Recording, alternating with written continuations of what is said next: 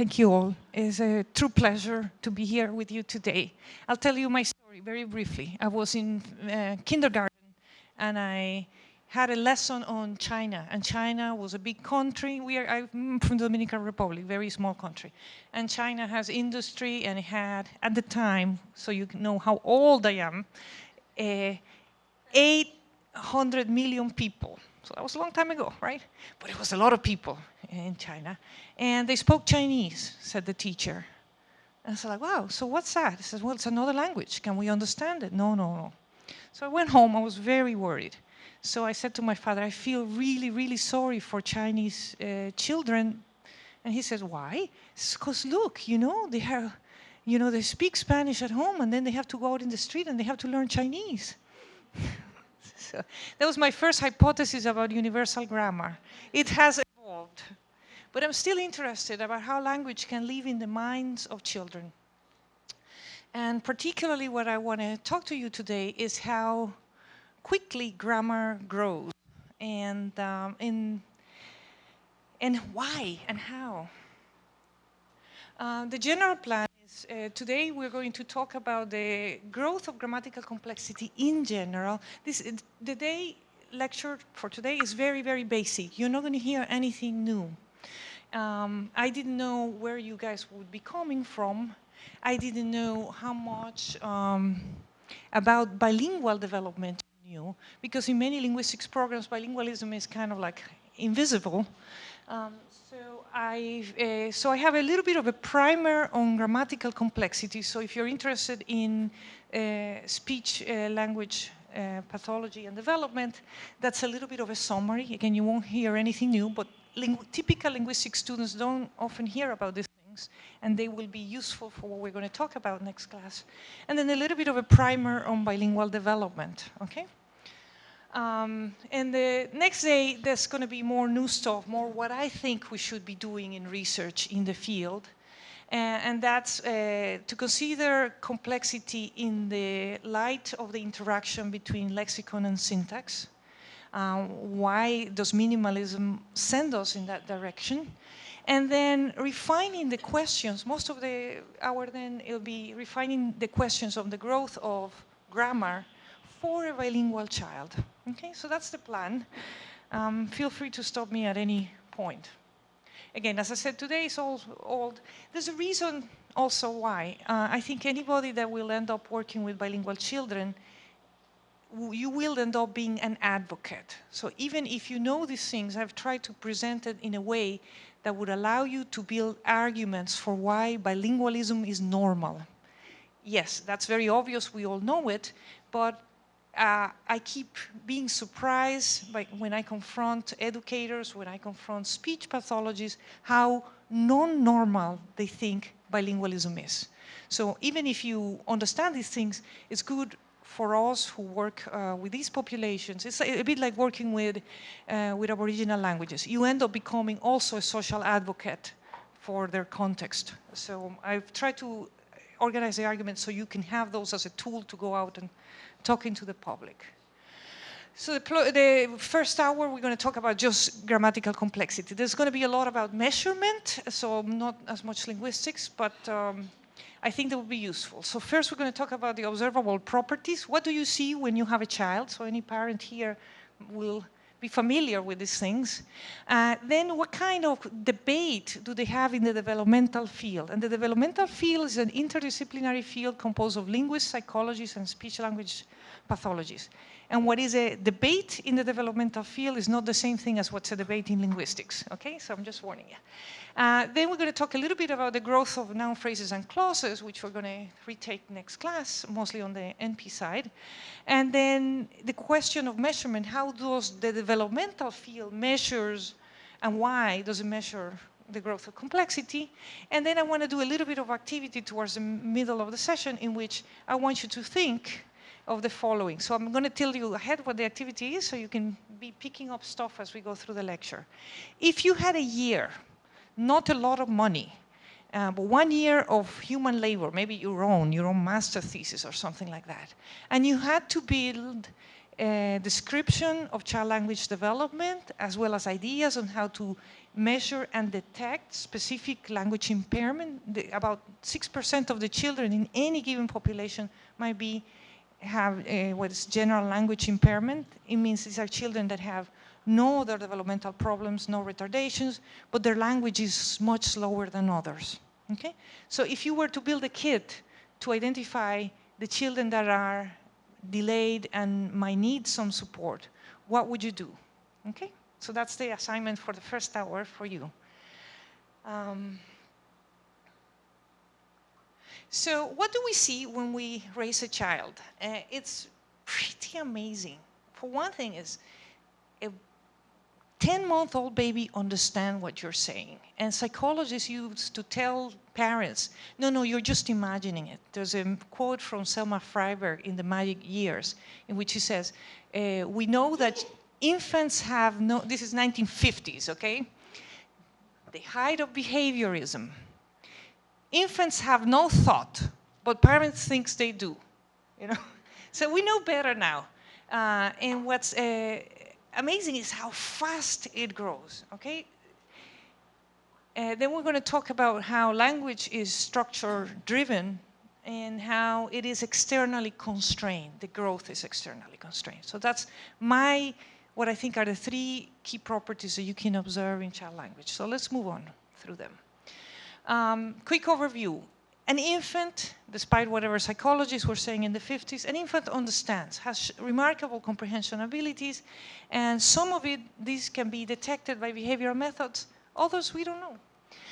By the onset of combinatorial speech, that means when they are able to merge 2 words together into an utterances, which happens typically around 1.5 years to 2 years, then they have a speech that is traditionally denuded or bare of functional morphology. It varies. So in morphology-poor languages like English, children are very late with morphology. In morphology-rich languages like the Inuktitut, the language of the Inuit people of the north of Canada, they show morphology right away. So there is this almost mirage where Spanish-speaking children, to me, always sound more complete and less telegraphic than English children. But you have to go in and look at things more carefully, and you'll see that still not everything is there. But it sounds like it. Then around, so you have in a language like English, you have the first use and then productive use of the different functional morphemes and categories. Developmentally is called first use when you just say it in one thing. Productive use is not considered until a child is able to apply a piece of morphology to more than 2 roots and with more than 1 member of a paradigm. So if you have 1 tense form, that's not considered productive until you have at least 2, and you can attach it to more than 2 rules. So it's a formal definition. Because when a child says something, you don't know if it's rote memory, if it's memory sound, right? You don't know if it's analyzed linguistically. And then you have, between 3 and 4-year-olds, children become productive with the various sentence types. Negation, actually negation is early, but the syntax of negation might emerge around 3 in a language like English again. Questions, subordination is between 3 and 5 years old. So that's a quick overview. Let me now show you some examples. So my son at age 18 retold the story of Snow White, and this is what he said. He read it to him the night before. He woke up in the morning, his diaper was full. He walks up to us and says, apple, boom, kiss. So that's the Snow White. Narrative skills at age 18 months. So between then and there, you have a vocabulary explosion and the ability to merge 2 phrases together. So these examples are all from Spanish, from the child Rafael.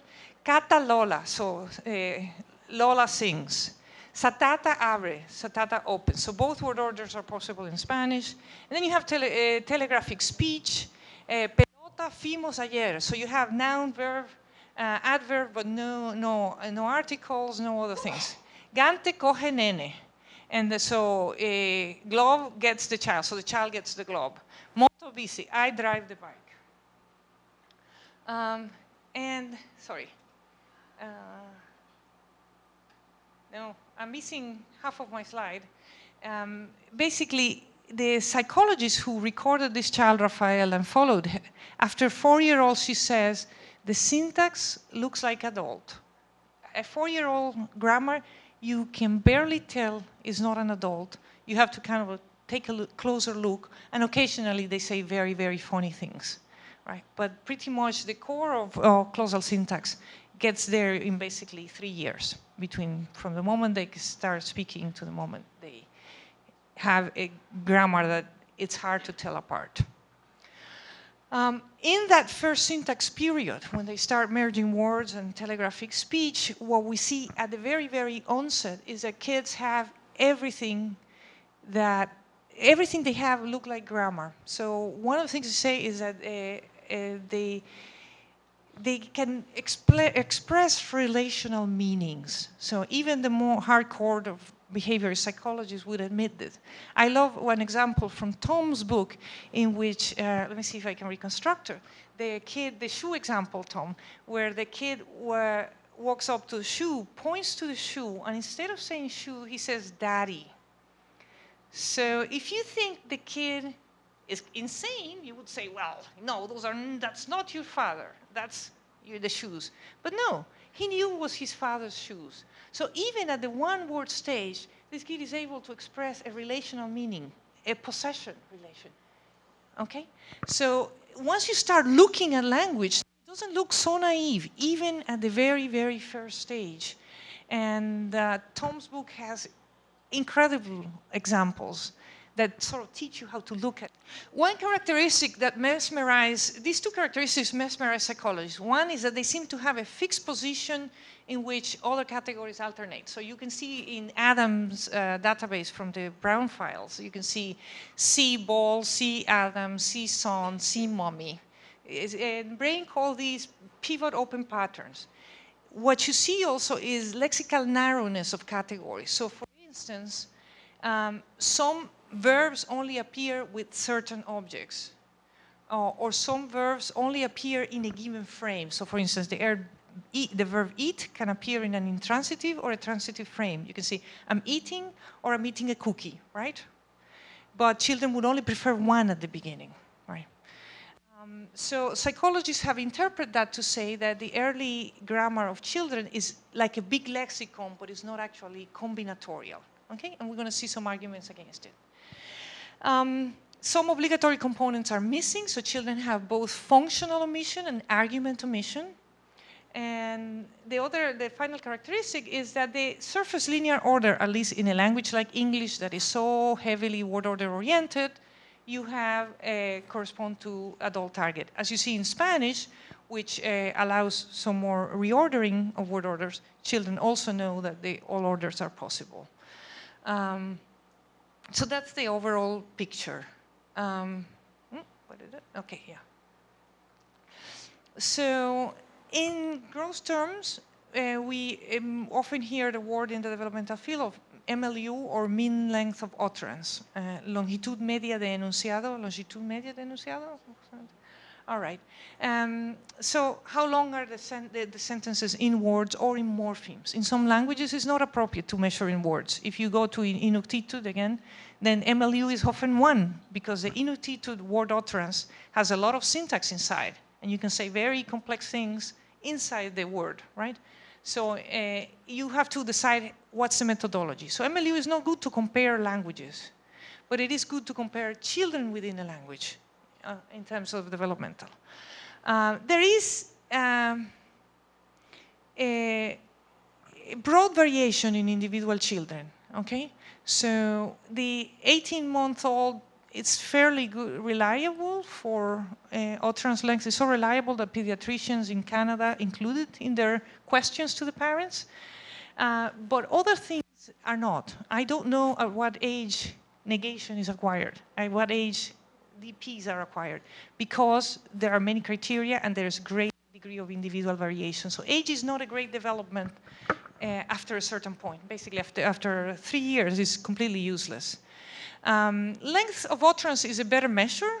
So if you want to predict when children are going to acquire, let's say, the syntax of English negation or auxiliary inversion, you better going through MLU than you're going through age. And the way it's done is to you take a 30-minute sample of a child, and then you calculate the average length of morphemes or words. These are two separate variants of MLU.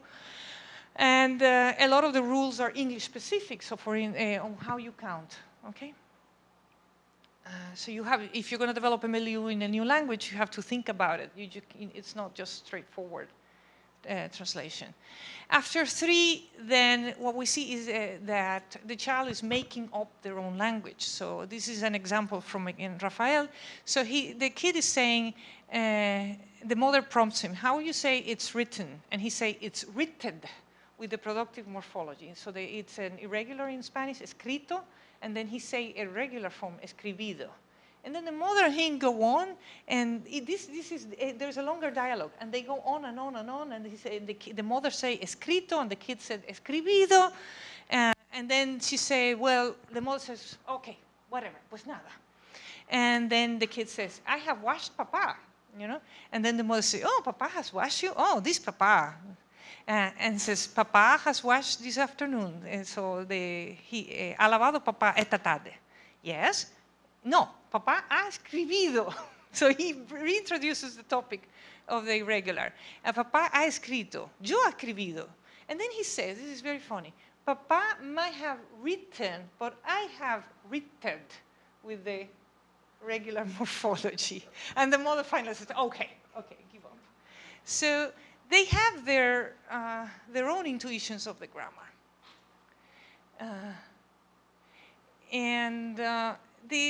So the first property is you have fast and coherent growth. So some of the children go through the stages almost invisibly, they go very fast. Other children, you can see it, you can catch them. And sometimes there are different patterns. There are different solutions that children give to structural problems. But at every point of development, I'm comfortably saying to anybody that language is always structure-driven. It's always structure-constrained. So all the relevant experiments, let's say, for instance, in the early 90s, the work by Gilles de Villiers and Tom Ropers on long-distance WH movement.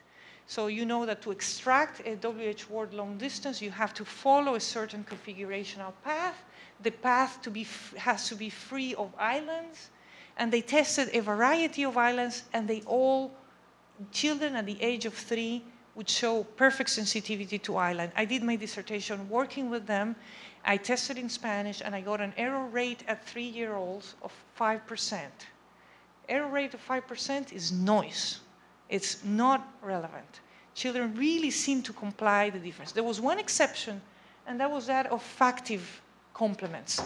But that's okay, because at the age of 3 and 4, children don't know the factive verbs and factives, and they don't distinguish the semantic properties of the two verbs. So that is an important fact, because we're going to see the idea that maybe initial embedded clauses are not embedded. And I think this literature kind of belies that. Tom Roper and I tested in 1999 the difference between, look at how tiny a difference. Everybody goes home, and everybody goes to his home. It's the same thing in Spanish, maybe in Portuguese. Todo el mundo va a casa, o todo el mundo va a la casa, o a su casa. All right? So it sounds like it's almost the same. But there's a tiny, tiny difference. When you have a bare noun, the obligatory reading is a bound variable reading. So Longobardi had said that things like home were like anaphors. And they were like names. But in fact, they're more like anaphors. So when you say, Marina fue a casa, Marina fue it's not Marina's house. It's a house variable bound by Marina. And Tom and I did both binding tests and then tests with quantification. And we show that very clearly. Again, 3-year-olds were very robust about distinguishing everyone goes home and everybody goes to his home. Everybody goes to his home is ambiguous between linking to everybody and some specified home that was provided in the story. The story was about the Lion King. And children knew this right away, not a problem. There's some really, really nice experiment on one pronominalization. This is done with the preferential looking paradigm. So where are the children looking? So you can look closely at the gaze and basically your eyes follow your language. If I say, don't look at the door, your eye is going to flicker in that direction, whether you want it or not, right? So with very young babies, where it's hard to get behavioral answers, you can look at their gaze. So the experiment was like this. I will play with a yellow bottle. Look, do you see another one? What would you look at? A yellow bottle or a green bottle, given a choice? You. Yellow. And actually, that is where we would look at, because one pronominalization recovers the whole content of the NP with all the descriptive material. So adjectives are inside that first nominal projection. And they did a very extensive corpus data search to see whether children could learn this from the input with that one pronominalization referred to the whole NP. And basically 0.2% of the uses of one were useful input. 0.2% is kind of noise from the point of view of information theory. So it's impossible to learn from something so rare. Yet, infants, age, I forgot what it was something like 20, 24 months, were looking at the right bottle, substantially higher than at the green bottle. So that's pretty impressive. 24-month-old do it in something that you really cannot learn from the input. It's because they have, obviously, an instinct for configuring whatever they hear into the forms of syntax. Sometimes you can take comparative data and find out things that solve problems in syntactic theory. So, for instance, Rizzi, 1990, proposed that inversion in the Romance languages was, like in English and the Germanic languages, the process of verb raising to the C node, the complementizer node. So verb second phenomena, right? So if you're in syntax, you know what I'm talking about, right? Well, in Spanish, there are some fairly obscure, not very well-known arguments, but very, very good arguments that that kind of inversion doesn't represent the structural options of Spanish. And it has to do with some obscure facts about the position of adverbs. But it's good data. So at the same time, simultaneously, I did it in Spanish and Teresa Guasti did it in Italian. We said, if Rizzi is right, children should go through a stage in the acquisition of inversion in which they fail. In English, they know how there is a stage in which they are failing inversion about 50% of the time. They're either omitting auxiliary or saying how you can do it instead of how can you do it, okay? And in both Italian and Spanish, we show that the inversion stage doesn't exist. If you take some basic assumptions about structure building and the idea that inversion in Romance is not V2C, or sorry, not in Romance in general, because there are other languages and other possibilities, right? French is very different, Portuguese is very different, but in Italian and Spanish, that VS order in interrogatives has nothing to do with verb second, then you would predict that Spanish children, because you predict it to be lower, inversion to happen lower in the tree structure, you would predict the lack of errors, and that's what we found. So you can use developmental data in some instances to help tease apart something that the theory itself has not been able to. I mean, I think the arguments were there, but to me the arguments were clear. But the acquisition data is completely unambiguous. There's also been work on artificial language learning in 5-year-olds by Eri Takahashi. And it shows that when you give them artificial languages, you teach children artificial languages, they react to improper extractions. So again, it's all structure all the way down. There's never a question. However, it's not that this is important for those of us who are interested in recursion. It's not that the structure just necessarily, I mean, the WH movement will make you think like it's there from the beginning, nothing grows. It's not quite true. Syntax has the capacity and the ingredients from early on, But you need the rest of your development to be able to implement syntax, okay? So I don't believe the capacity for merge and the hierarchical nature of language ever grows, but other things do grow, and we need to pay attention to what they are. In particularly, I think that the interface with other connections, other domains in cognition, time syntax. And I'll give you one example from my own research. In my dissertation, I discovered that I was doing work on WH movement and relative clauses. And I discovered that, almost by accident, that even though young children in Spanish had the subjunctive mood, they acquired it at 2.5. And they had relative clauses, which they had by 3. Subjunctive relative clauses didn't show up until much later. I came up with a game to get children to say a subjunctive relative clause. Basically, it's a fail search. So there was this character, and you have to, when you test elicitation, you have to make stories that give you the children everything they need, but the structure you're targeting, because otherwise it's just parroting. So it's a bit like a game. So take your favorite construction and figure out how can you get people to say it without you saying it yourself. So it was somebody looking for something, one, the other. And in this case, the cook was looking for a sharp knife, and there was no sharp knife in the kitchen. This knife was no good, this knife, blah, blah, blah. Everything had an excuse. And then you ask the child, what is the cook looking for? And then the target is un cuchillo que corte subjunctive carne. So a knife that cuts subjunctive meat, okay? So there's 8 stories of these.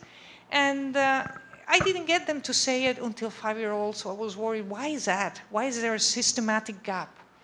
Well, what we discovered is, I went back, it was bothering me, so I came back and retested, this time with a test of theory of mind, which is the children's ability to make action predictions for somebody else on the basis of attributing false knowledge to that person. Okay, so you saw some of it in the... and the kids that passed theory of mind could produce these things. The kids that didn't, did not. Age was not important. Theory of mind status was. We also can speak about general capacity constraints. So we know that there is substantial cortical development ongoing on the first 5 years of the child's life. Individual differences in learning ability, so something like phonological working memory. Phonological working memory, which, by the way, in an ongoing results show no association with visual or facial recognition memory. It seems to be very language specific. Phonological working memory is, we measure it by giving children nonsense words. So, la-di-boo. Okay, and then you give them a lot, and they have to repeat, and we count the segments repeated. So, basically, it's a fantastic predictor of, so children with language disorders are going to show low scores here. If you measure at age 2.5 this, you can predict how far in other measures of language children are going to go 6 months later. It's a fantastically robust predictor of language development. It is it's more language than memory, but you can see why it's important. The kid that can remember long phonological strings are the children that are going to be analyzing the elements of language much faster, right? And finally, there is a recent literature in the last 5 years or so of whether children's ability to track statistical regularities in the speech stream have an impact. You can predict language development from that, and it seems to be going in the right direction. So statistical learning it's just the ability, if you hear, for instance, this started with a debate of whether children were statistical learners or symbolic learners. And I think the answer to that debate is that they are both. So Marcus and colleagues gave children, Safran and colleagues have given children sequences which had the ABB or AB pattern, ABA pattern. And they wanted to know if infants, 9 months old, would learn the pattern from basically frequency. And it showed that they did. But then Marcus went in, and instead of giving the same syllables to children, he went to 7th month old and gave them, he trained them with one set of syllables, let's say la, di, la, or la, di, di. And then he tests them with the same ABA or ABB pattern, but with different syllables, like ga, mo, ga, or ga, mo, mo, right? So same pattern, new syllables, at which point the statistical probability should be 0 because these are new syllables for you. But if the children react like if they know the pattern, it's obviously that they have taken the statistical frequency and then they have turned it into a pattern, an algebra. They basically made the grammar of it. And that proved to be correct. So now people are investigating whether this is good predictors of children's learning. Because basically that's the kind of child that can track dependencies across many words, right? As opposed to adjacent. So that's what we know. So what do we know? We know that it is fast and very well organized in stages. We know that it's always driven through structure, but it might be constrained by external systems, right? Okay. So where does complexity comes from? The same people that have looked at all this data from the developmental field, you have two groups of people, the ones that have seen complexity from the beginning and the ones that see no complexity at the beginning, okay? So is it a matter of debate?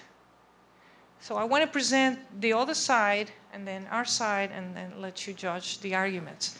Some people think, and this is from a paper I wrote a couple of years ago, some people think that at the beginning, grammar is simple. And this is what they would say. Grammar, I'm not saying this, I'm saying they say it. Okay? Is that clear?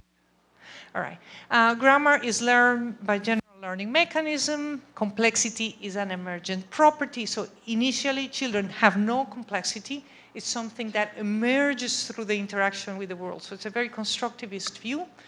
The initial grammar, it's a byproduct. Basically, these people think that grammar is a byproduct of the lexicon, okay? The initial grammar production of children is lexically stored. It's like a long dictionary of phrases and lacks both abstraction and complexity. For these authors, complexity and abstraction emerge later as a generalization or an induction that is possible once the lexicon has sufficient richness. Okay? That's the simple syntax position. It's exemplified by works such as people like Michael Tomasello, Elena Levin, the whole tradition. It's called usage-based. That's how it is. Then there's a position that even at the early stages, there is syntactic complexity. Children's early production are grammatically conservative, constrained in production, and operating with a restricted lexicon. So what we're saying is, you have grammar, you have algebraic capacities, even in the very first syntax. I'm talking about children before they're 2 years old. But you're still working with a little lexicon. So, of course, there's not a lot of lexical generalization because you're still growing your vocabulary. However, we will argue that even at the beginning, you have abstraction, generative capacity, and principled behavior. So it is simple grammar, but it is grammar. It's not something else, okay? So in general, so the proof is in the pudding. And when things are very simple, it's easy. It's sort of like everybody can say the right things. But we need to see where the predictions are different. In constructivist approaches, they would say that categories emerge gradually, that there's no productivity across instances, and that they believe that even constructions or words are acquired item by item, that there's no class-level generalization, okay? In generative approaches, there's two kinds. The ones that say that children have full capacity from the beginning, and the other that certain fundamental elements in grammar mature. And this is called the tadpole debate. So do you think that the grammar of children is like a tadpole, which is basically, it will be a frog eventually, but it's going to change radically in structure, right? Or do you think it's a bit like a little poppy? The poppies are born, their eyes are not ready, but they are poppies. They have all the parts and all the structure. So that's a tadpole debate. So in the continuity assumption, which I think is a strongest way of describing development, it might be wrong in some aspects, but I think it's better as a null hypothesis. You would say that abstract categories are initially available, that divergence from adult can be due to performance factors, or to imperfect mapping of categories. So I might have universal grammar, I might have all the tools of universal grammar, but I don't know that Portuguese present tense doesn't work like Spanish, right? Those are things that need to be solved in minute detail and that need a lot of experience for the child to solve, okay? So there's a lot of room for development, whereas in the development and the maturational approach, it's easy to jump to conclusion. Oh, children, 3-year-olds don't have it, 4-year-olds do, therefore maturation, okay? It's a bit too easy. I think it should be the alternative hypothesis with continuity as a null hypothesis. So they have UG, they don't have Portuguese or English, right? Okay, so we see another observation that I didn't get into is that kids tend to be conservative in the sense that they don't make very wild mistakes. I mean, I did say that it looks like the word order is there. So children sometimes seem to have like question marks. So for instance, in Spanish, I'm going to give you a couple of examples and then I'll answer your question more general. In Spanish, when they are acquiring the article system, they have a vowel.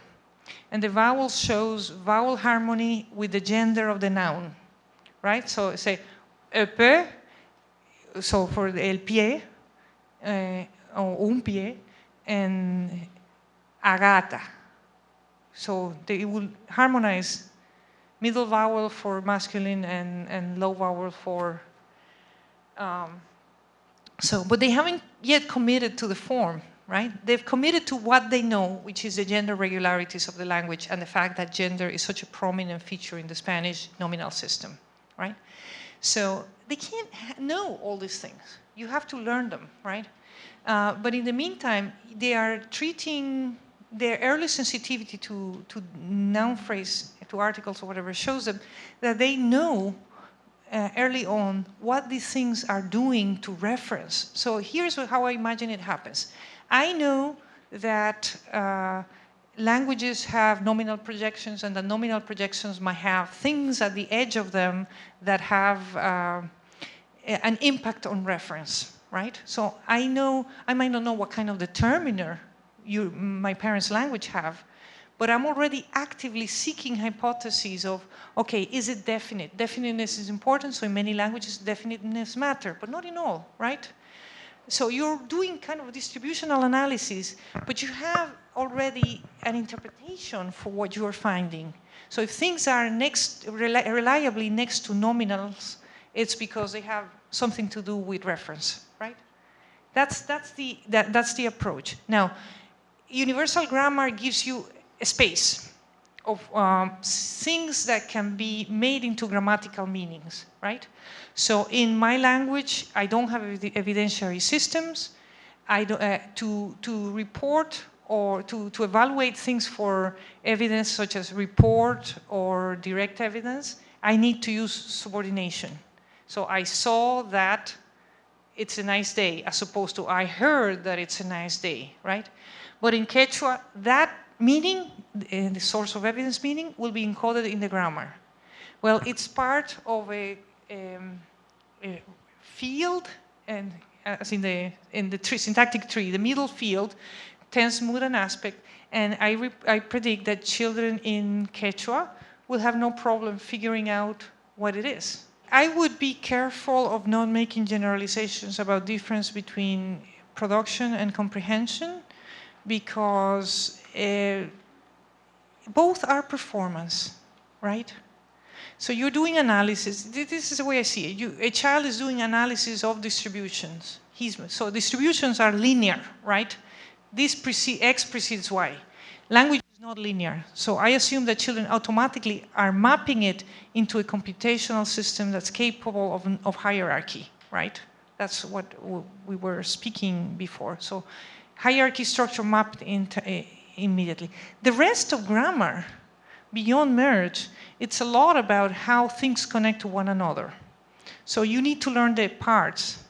And it's possible, and Tom has argued this in many occasions, and very clearly in his Prism of Grammar book, that children make tentative mappings that are not complete.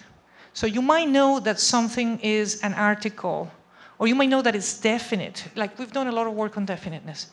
You might know that the article is definite, but you might not know if it's the transparent kind of definite or the opaque kind of definite. So in Spanish, the definite can work in generic environments. In English, it cannot. So that kind of thing, you need experience. You can have a preliminary, under-specified mapping saying it's a definite, but I don't know yet what kind of definite it is. Logical form is an interface.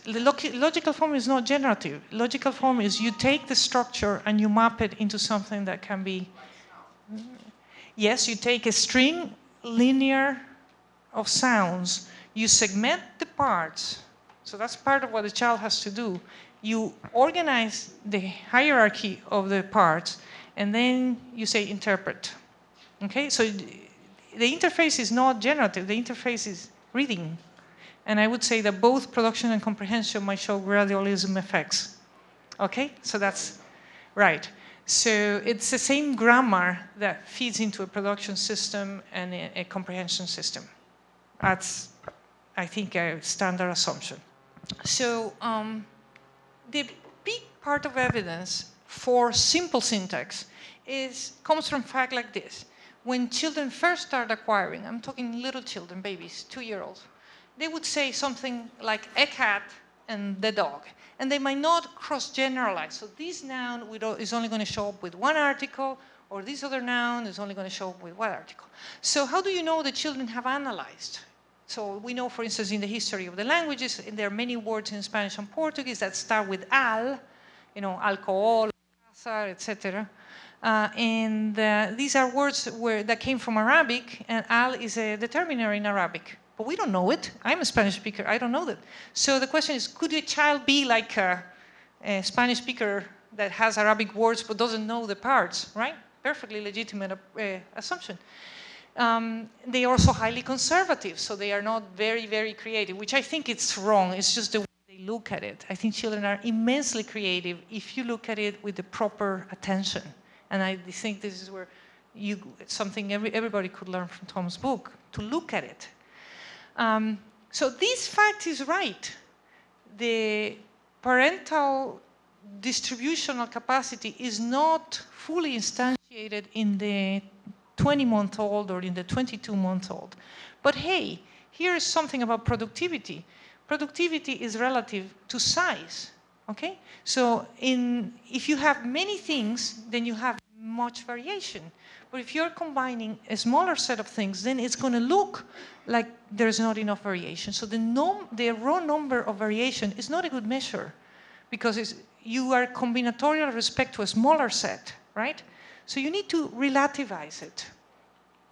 So Yang showed that if you fit children's narrow lexical distribution to zip curves, which are well known in psychology, the grammar that had the abstract category determiner was a much better predictor of the fit of the data than the grammar that said all the words are together and children are not distinguishing between determiners and other types, right?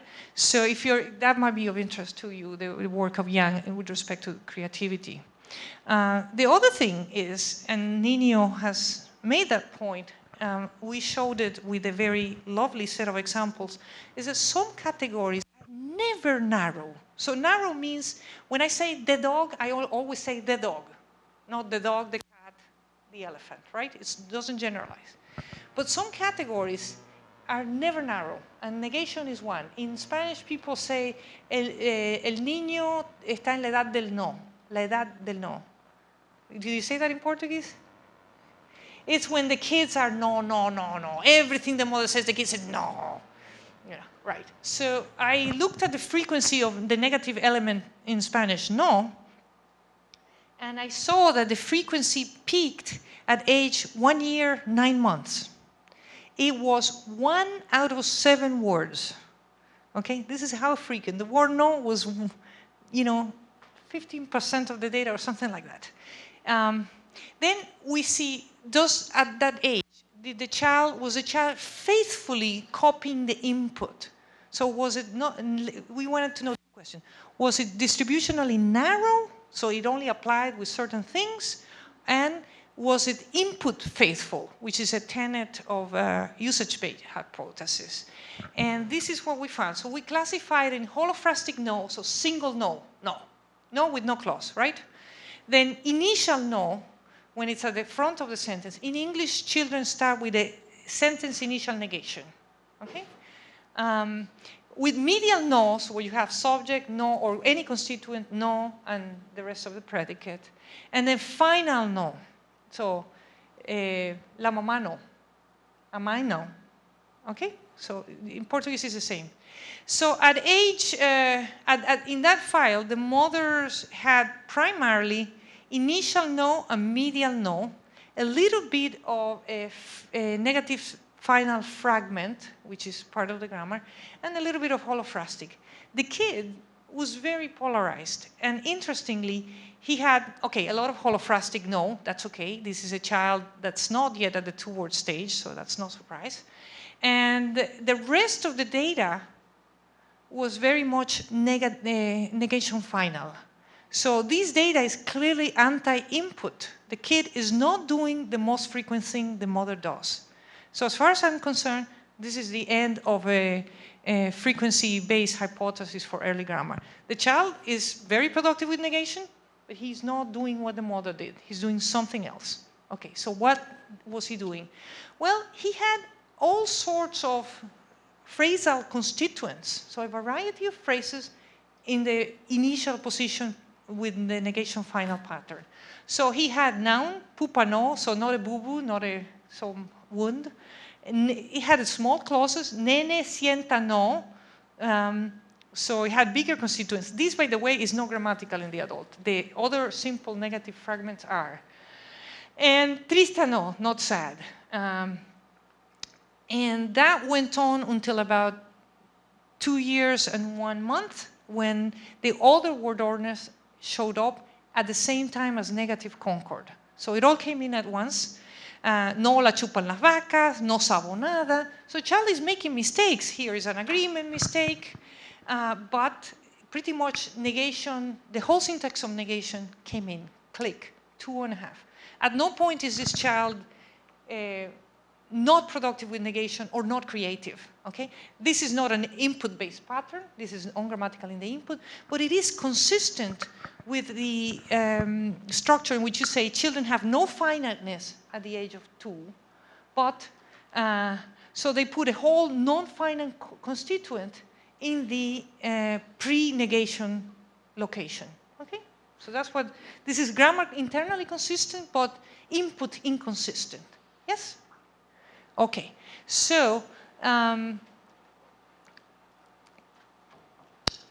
why would children prefer final negation when the mother is only using final negation 10% of the time? Anybody has a hypothesis? What would you do that? Pupa no, sienta no, right? It's anti-input. By the way, all of the studies on children's conservativity never looked at negation, but it's an important thing, right? It's abstract, it's frequent, it's a great place for looking at what the grammar is doing. Okay, in Spanish, and I think it's true of Portuguese too, we have analysis of negative, so we can apply Merchant's analysis of negative fragment, in which you basically have raising a constituent to the left periphery and deleting the fragment, the rest of the fragment, the rest of the remnant phrase, sorry. So let me give you a phrase. So when you say something like the child says, pupa no, you move some constituent to topic phrase, and you delete anything under the remnant. That analysis has a consequence that's important for the description of negative fragments, which say basically the negative fragment where something is underneath no, to the right of no, has a different meaning than a negative fragment where something is above the negative marker, right? And lo and behold, it is. If you say al teatro no, ao cine no, now, it's different from now ao cine, right? You get the meaning. It's hard to describe, but there is a meaning. There's a difference in meaning. And the way this has been described is that in the no plus constituent is contrastive focus negation, right?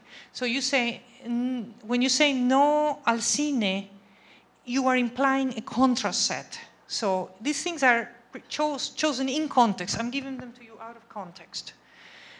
Whereas the one where the rest of the phrase goes to the topic is more neutral. You don't require a contrast set. Basically, when I say no al cine, I'm implying I'm going to go to a theater instead, right? Whereas in the al cine no, I'm just negating that I'm going to the movies. Okay, so that's the difference. And if you analyze the examples carefully, it shows that the kids are using the more semantically neutral option with the correct topic semantics. So they say, ¿te hacen pupa las botas? Are the boots hurting you? Are they giving you a boo-boo? No, pupa no. Pupa, bota, no. All of this is topic, okay?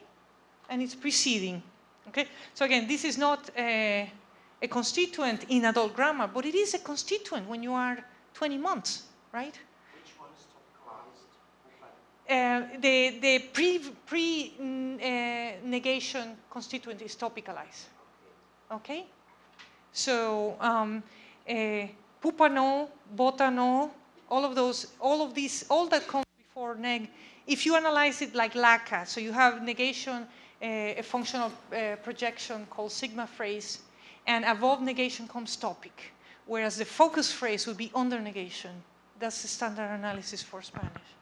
So on that analysis, kids are overgeneralizing the most semantically neutral negative fragment in Spanish. So that's perfect. They're not crazy. They're anti-input, but they know what they're doing. And Susie Lima got some examples that ope lava pe now. So it seems like the Portuguese kids are also starting with negation final, right? So again, that's a great example of language being anti-input. Right. So I'm going to switch speeds now, and I'm going to just talk to you about how noun phrases and clauses grow in size, basically. And then we're going to see how they grow inside. So this would suggest that even if they are treating it as an adjunct, it's in the right position in the phrasal architecture. An adjunct means you don't know where in the cartography an element sits. And it's very, very reasonable to say that when you don't know when an element sits, you adjourn it high, and eventually you find the cartography is about the mapping of syntax and semantics. Okay? In the cartographic European approach to phrase structure, we basically have the whole map of all clauses, and we just activate the one we do. I'm not so convinced. It's possible that the cartography is an effect of the semantics. If you don't know properly of a particle, you're not sure what the semantic property is, you might float it up and say eventually we'll bring it down. That's what the adjunction approach. You do adjunction, but basically adjunction means you haven't fully specified. This sensitivity suggests to me that kids know about a topic with respect to negation. Because the examples I was able to analyze, and again, doing semantics over corpora is a tricky business. but in this case, the data was reasonably clear. It suggested that there was no contrastive focus, that really we're using it as for topicalized material. All right, so now it's just a little bit about measuring how NPs and clauses grow. So what I'm interested now is, so we're moving again away from linguistic now into measurement, is what is the percent, if you want to know how to describe children's development, what is the percentage of children who did not produce a subordinate clause? Okay? And a standard approach is to give a child a story, read it to them, hand them the book, and then say, now you read it to me, which is why my son spontaneously was trying to do with Snow White. So that's a great task for children. I'll tell you a story, now you tell it to me. By telling the story, you kind of reducing the degrees of freedom. If you just record spontaneous speech, you were interested in recording, right? If you just record spontaneous speech, then there's a lot of variability, more degrees of freedom. If you tell them Snow White with a particular script, and then they give you something, you can compare to another child, you give them the same script, and then they tell you. So it's both speaker freedom, because they're telling you the story, and they will do it through their capacities, but it's also more constrained, okay? So that's the standard approach. So in narrative samples, this particular set of children, this is from Annie Castilla's dissertation, she was my student, now my collaborator, 60% of children at age 3 did not produce any subordinate, so let's reverse it. 40% of children produce at least one subordinate in the narrative task, 85% at age 4, and only 97% at age 5. So we see that productivity with subordination, 3-year-olds have subordination, most of them, 2/3 of them do, 1/3 doesn't. By the time they're 5, all of them do, with a very small minority, okay? So, as we can see, subordinate clauses are a great strategy for doing this. This is out of narrative sample. I think these numbers would be higher in the terms of more children would produce if you trick them into doing it, okay? And it's very, very easy. So imagine this is a puppet, this is, I don't know, what are kids watching these days? Okay, suppose this is a transformer, and I act out the transformers, and then the transformer says, I'm going to fly to Niteroi. And then you ask the child, what did the transformer say? And you could, if you want, you might get a fragment. So you might say, I'm going to Niteroi. So if you want to really make them do it, you can do something like coordination. So we have the transformer and Nemo, and says, Nemo said, the transformer says, I'm going to Niteroi, and Nemo say, I'm going to Sao Paulo. And then you say to the kid, what did each of them say? And now a fragment won't be enough because they didn't say the same thing. So they would have to say, Nemo said he was going to Niteroi and to Sao Paulo, and Transformer said that he was going to Niteroi. So there you are forcing the speaker, or the child in this case, to give you the whole clauses because you made it a disjoint. So that's, for those of you who are working on complement clauses, that's a trick to get kids to say it.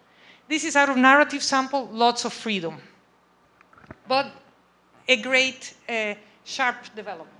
This is good development. When you see a property and you see that it goes like this from 3 to 5, you know it's a good marker of grammatical development. However, not all the types are the same. So this is data from, I think, Diesel and Tomasello, 2001.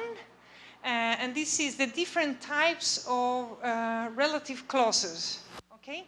So as you see, for the same group of children, you can have, for one type of relative clause, the subject relative clause, at 80%. And for another type, you can have 60% and you can go on down. So if you're building a test, you might want to include different types. The types that all 3-year-olds pass, or most 3-year-old passes, and the types that only half of them do. Okay, so that's a strategy, a way of thinking of measurement. Okay.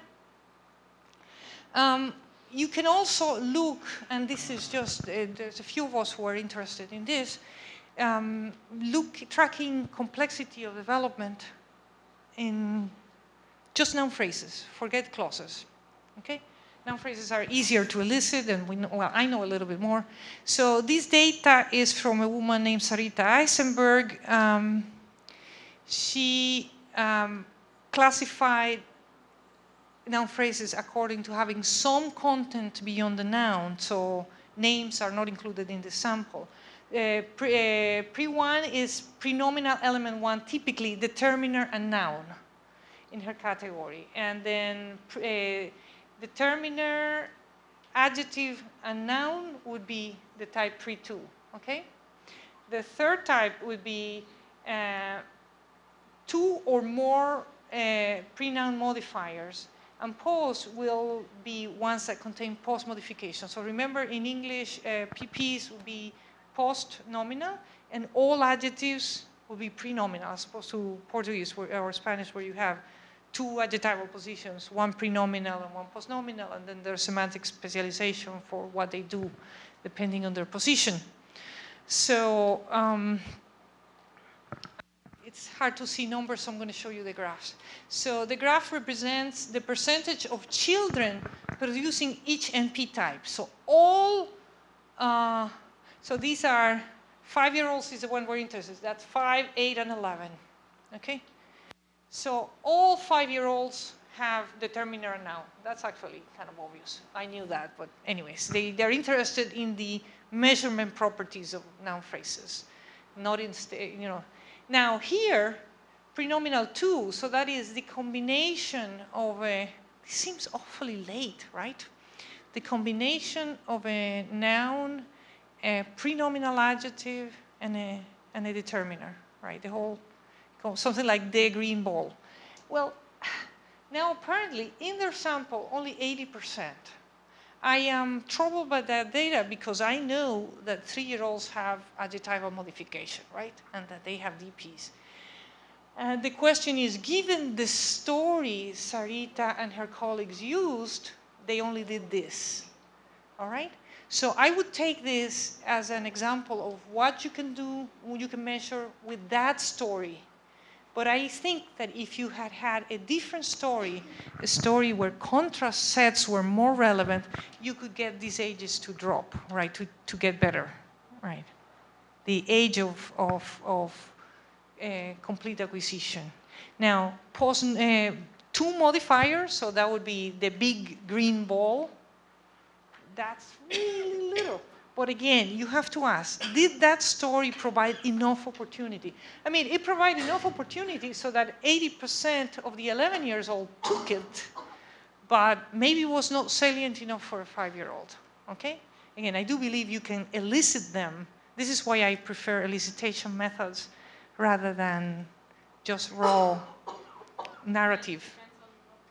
It depends on what's important in the story, right? But again, it's still a fact. 11-year-olds do it, and the 5-year-olds don't. Okay? Adults probably produce 80% as well. Probably. We don't know. Again, there's no adult data, but frankly, in language terms, an 11-year-old is an adult. Yeah. As far as I'm concerned. They produce for the story. So here's the deal. You can stack the stories so they have the ingredients you want. So if you want a lot of adjectival modification, I will put blue balls with green balls and big balls with blue balls and make that important in the story so that you're getting what you want. Okay? So you control the story. And any sample of a story is just relevant to that story. It's not irrelevant to all of language. So if you give a story and children produce no subordination, well, first you look if the older ones do, because maybe your story just didn't have it in them. And second, you decide what you can do modifying the story script or the kind of story you choose to get more of what you want. And again, you see, okay, but it shows one thing. The capacity at 5 is still constrained because there's a difference between 5 and older, okay? And at that point, the difference is not length of utterance, because a 5-year-old is a mature person in terms of length of utterance. So there's no output constraints. It's just complexity constraints. And I'll tell you something. I would have never believed this to be true, because I thought like kids had to have recursive noun phrases at the age of 3 and 4, until I did my experiment. Okay? I thought like, well, why not? Why would they not have it? But the truth is, even when you elicit, you know, they have to work hard. So let's conclude this segment by saying, well, now I do think that the depth, and I'm going to use, so there's two things that you can call complexity. You can call complexity the variety, the functional variety. For instance, think of the verbal system.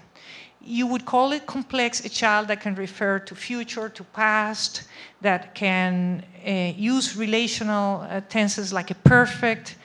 She will have come tomorrow before the train arrives, etc., etc. So the variety or diversity is one way of measuring complexity, right? A child that uses all tenses, you would say, well, he has a rich tense system, right? A child that uses many types of determiners and quantifiers has a complex noun phrases. But there's also a sense of complexity, which is depth. How we just come from the recursion conference, so I don't have to explain this, or should I explain? So it's not the same level of complexity, at least intuitive to me, to say a ball, a bicycle, and a hat, because no interaction. These are basically paratactically symmetric. But to say the ball of the friend of John, if we draw a tree, that the tree goes down, verticality introduces complexity. So that's what I was interested in measuring and in differentiating the growth of diversity, the grammatical diversity, from the growth of structural depth. Okay? There are two hypotheses in the field, and we'll talk to more. So one, you can see it in as different a linguist as Talmy Givon and Dave LeBeau, okay?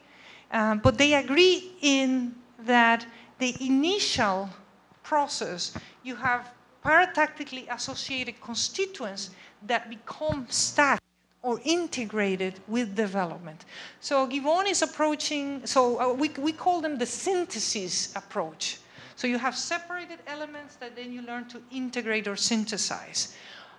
Or alternatively, you have one bundle which you then learn to analyze or slice. Those are the two perspectives. Where do children come from? So Givon proposed that initially you have a single word, then becomes analyzed into clauses, and then from the simple clause, you go to clause chains. That is, two sentences, but that at some semantic or pragmatic level constitute a unit. He calls that clause chains. And then from clause chains, you integrate them syntactically into embedded clauses. So you could say first pragmatic integration, second syntactic integration. Okay? His methodology is bizarre, but so he does something like this. The mother says, you want something? And the kid says, eat a cookie. And the mother and Givon analyzes this somehow as a causal chain in which the mother provides half of the chain and the kid provides half. This is called discourse scaffolding, okay? But he thinks that that's where syntax is heading, right? LeBeau is more formal analysis. Those of you who are syntacticians are going to understand him much better.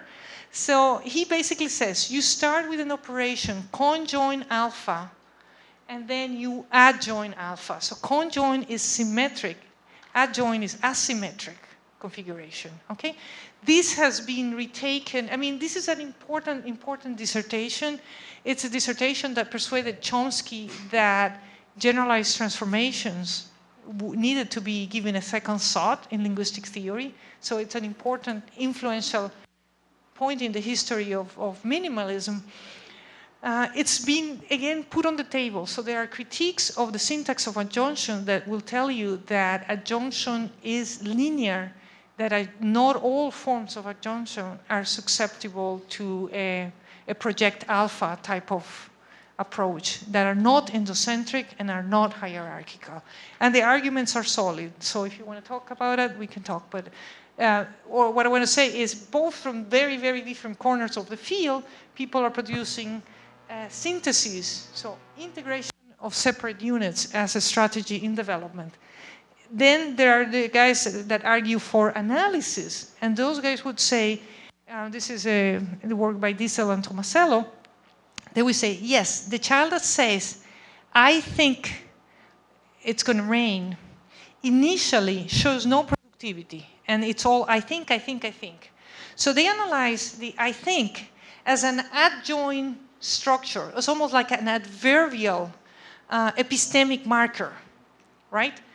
Because the child doesn't say, I think, you think, she thinks. The child just say, I think, I think, I think, or I want, I want, I want. So they observe rigidity or lack of flexibility between subject and matrix verb complement, and between matrix verb and type of complement, whether finite or non-finite. Again, the question of productivity.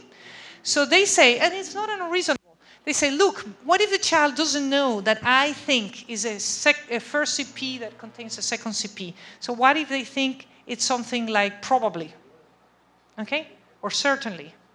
All right, so it's adverbial, it's integrated, and eventually gets analyzed for its syntactic constituents. So one possibility is that we have both forces for building up complexity.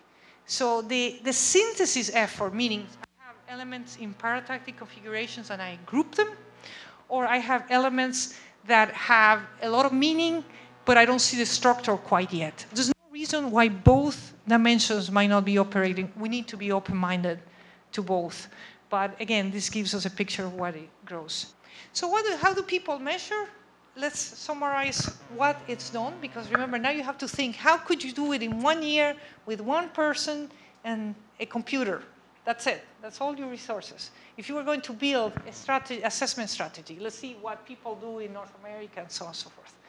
Okay, so one approach is narrative samples. You read a scripted story and you can put anything you want, like in our stories, in our last batch of frog stories, we put lots of recursive noun phrases. So I basically took a standard script and I edited to see how many places I can put recursive noun phrases, third level and fourth level recursion, and see if it would come back for the children. It didn't, so, but anyways, but you can try. You can, out of a narrative sample, which is very, very short, you can do it in 10 minutes, you can take utterance length by whatever, in words or in morphemes, depending on what's appropriate for your language. You can count the number of sentences, so things that have all the elements of a clausal structure, which in Spanish doesn't include the subject, but in English it only counts as a sentence if it has a subject, okay? So there's a number of language-specific decisions that you need to make. You can measure subordination index. Oh, so this utterance length is whatever utterance the child says. And this would be the length of only sentence-like things. This would be the number of clauses over sentences. So how, this is of interest. So how much vertical depth you have for clausal structure.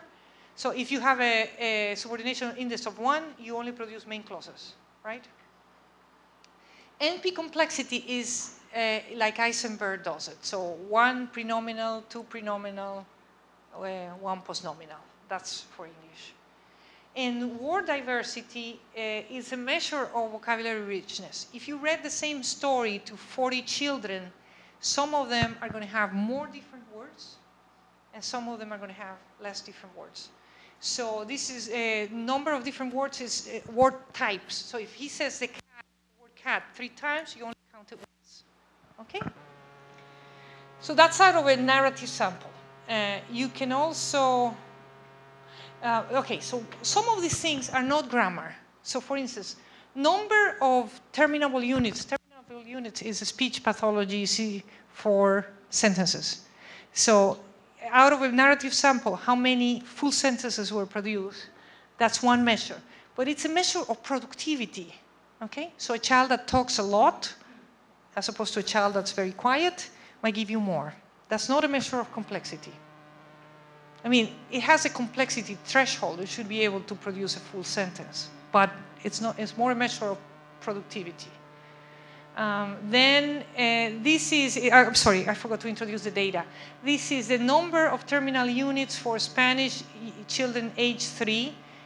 That's with plus or minus 3 months. That's the way they take samples in SpeechPath. And you see that there's a big difference between 3 and 4-year-old, but then it plateaus, right? The mean length of terminable units, so the mean length of words in sentences, as you see, that keeps growing, right? So there were differences, significant differences, both between 3 and 4-year-olds and between 4 and 5-year-olds.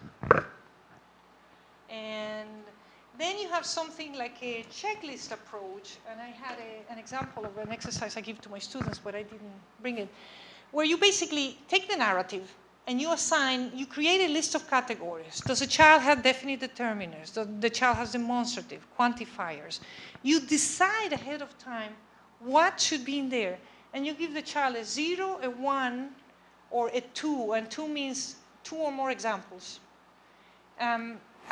Basically, 0 means he didn't use it. 1 means he used it once, so you don't know for sure it's productive. And if he used it twice, it meets the productivity criteria. And if you picked your categories correctly, you should have a measure that grows sharply between 3 and 6 years old. Okay? The index of productive syntax is very good for older children. MLU is very good for children, but not beyond 4 in English. Okay? So each language you need to look, does the measure work? IPSIN is a better measure for older children, which is 4, 5, 6-year-old. It's still fairly reliable way of differentiating children. And it's fairly easy, particularly for linguists, because you already know what the categories are, right? But it has to be chosen, it has to be constructed. And then you can do elicited production experiments. This is when you don't know what's going on, elicited. Figure out a game that will give you the target structure as the answer. It's a lot of fun. So you narrow the context. You don't model the target. So I couldn't say a subjunctive relative clause, because then if the children say it, I don't know if they're copying me or they had it in their grammars. But I can give them as much as I can of the semantics. And if you don't give as much as you can of the semantics, then you're not going to get it. Or even if you do it, there might be alternative competitors, and then kids would say something else, or even adults, because the speaker has a lot of degree of freedom.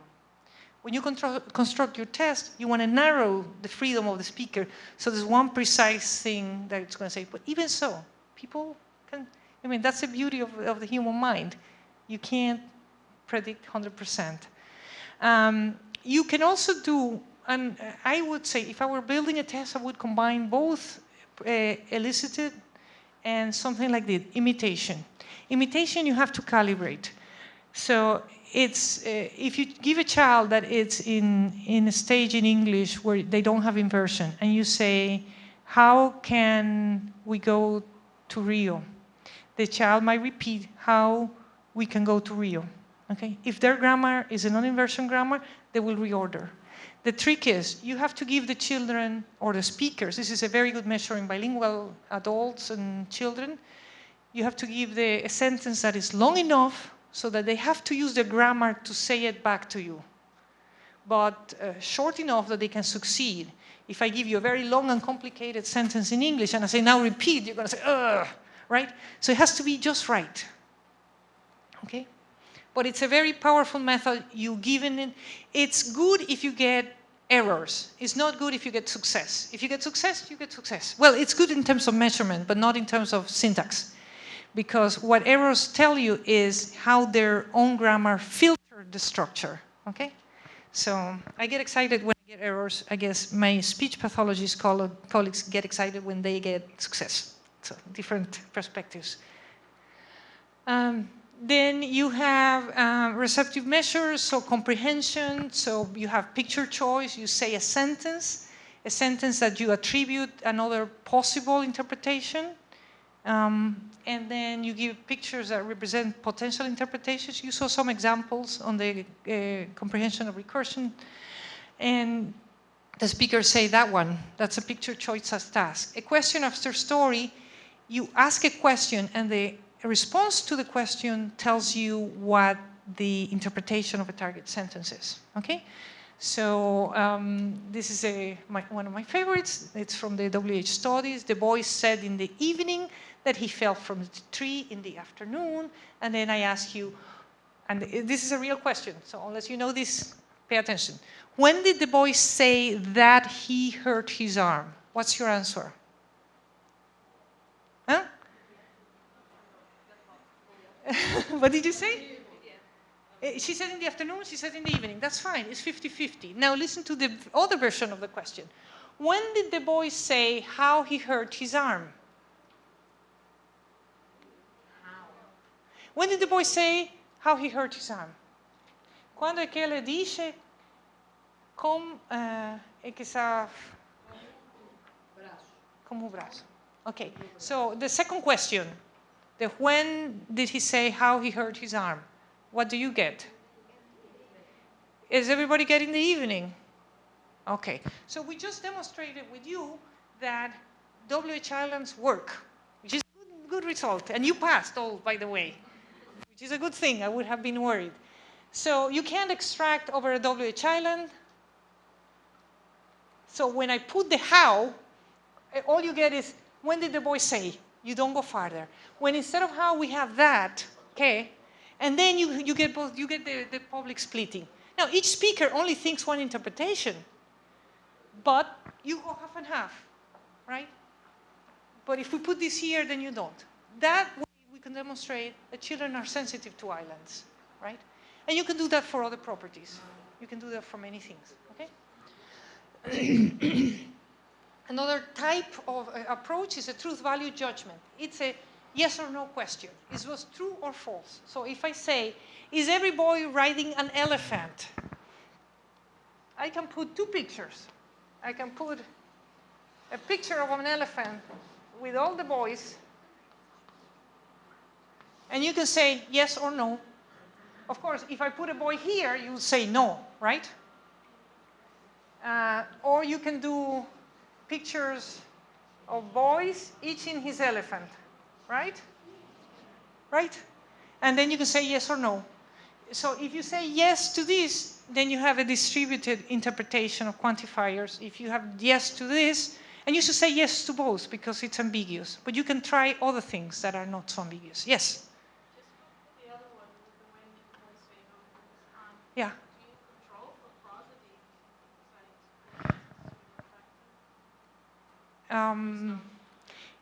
The way we did it way back then, it was we would try to give a fairly neutral prosody. Of course, you can use special prosody to disambiguate. But the question, if you're giving a neutral prosody and you try to make the two prosodies alike, do you get the same? Okay, yeah. And now we have a coffee break? There's coffee. Excellent. Last item is which puppet said it better? Okay. And we can take a break now, and we will return in how long? 10 minutes. 10 minutes. So you better drink that coffee fast. Okay.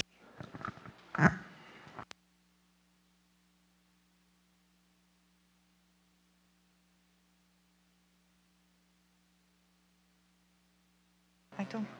But I also want to make sure we agree about the basics so we can have a more elaborate conversation next time. Okay?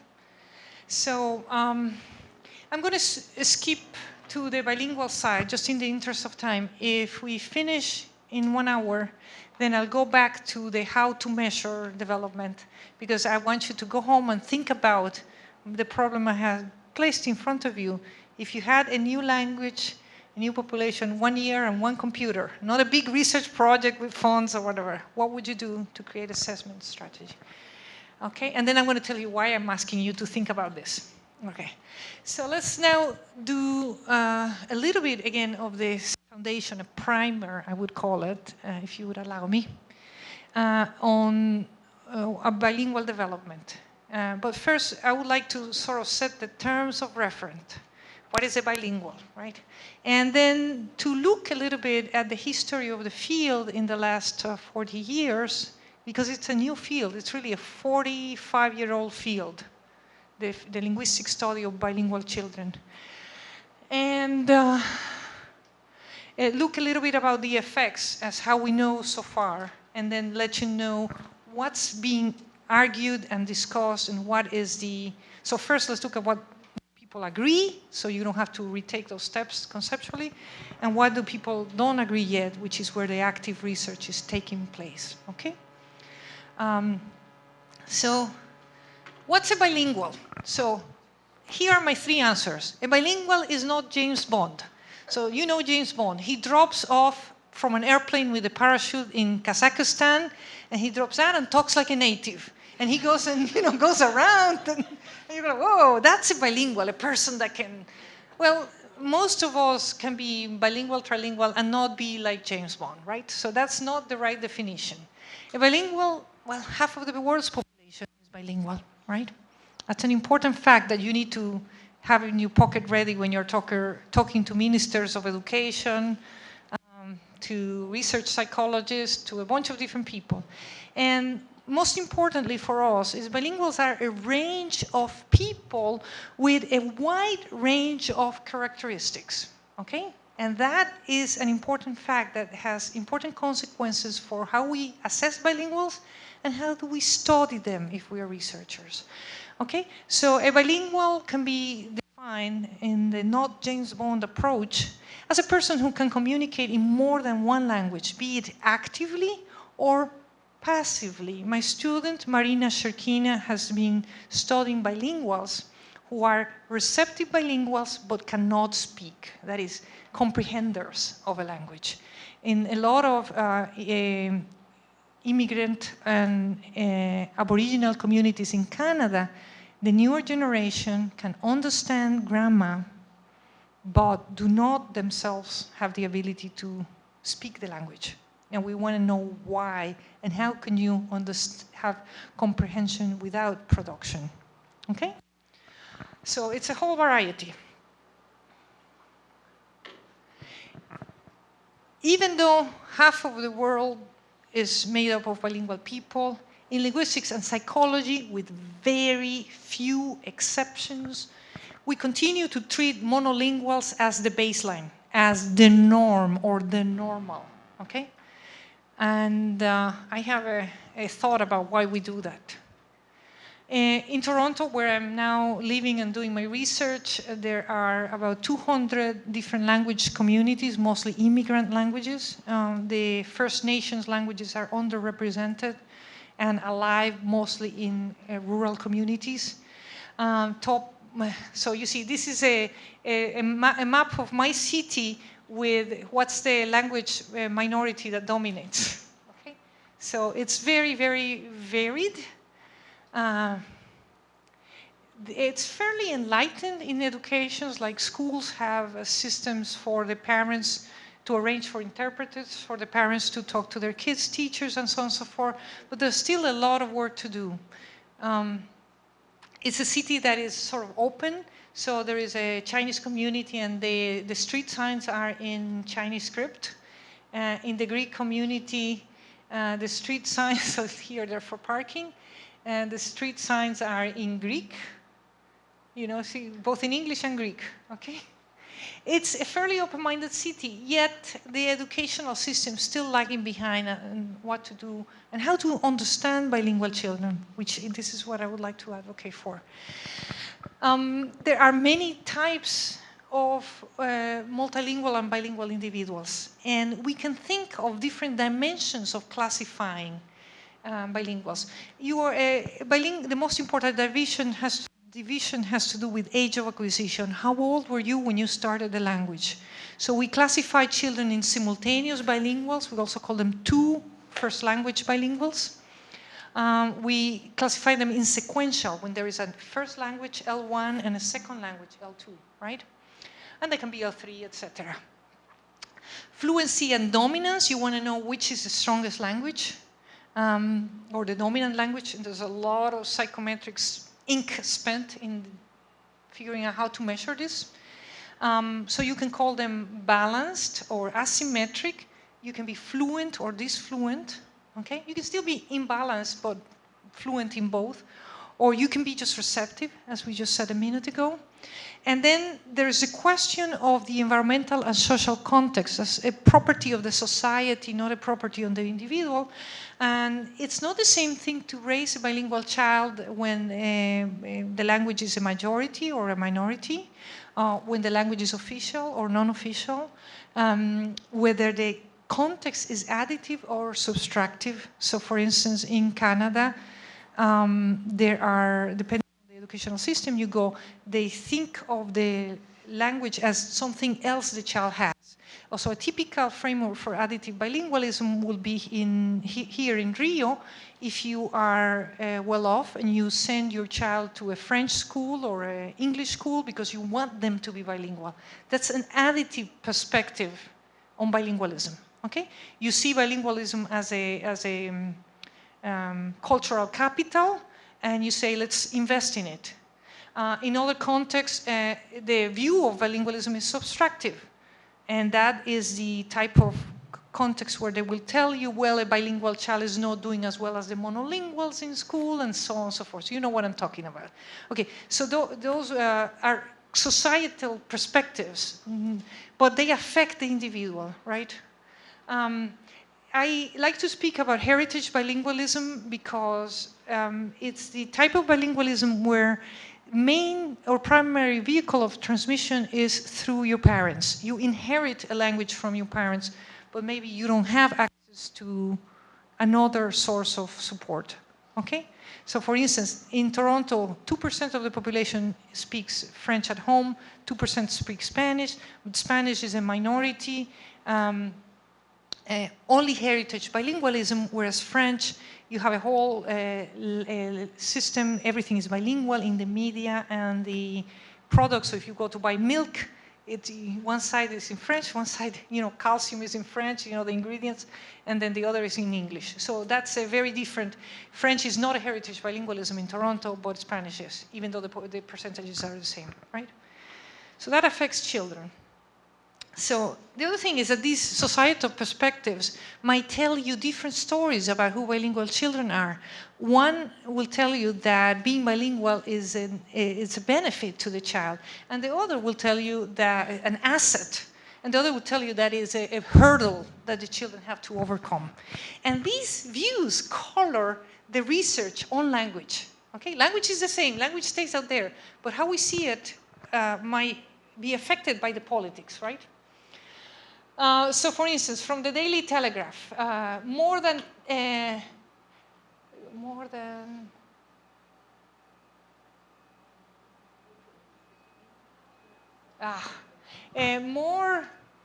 something, I forgot, 1 million pupils, thank you, I was like, 1M, what is 1M? Okay, 1 million pupils speak English as a second language. And in the description, this is in the newspaper, it calls about the significant burden on the system. Okay? Wow.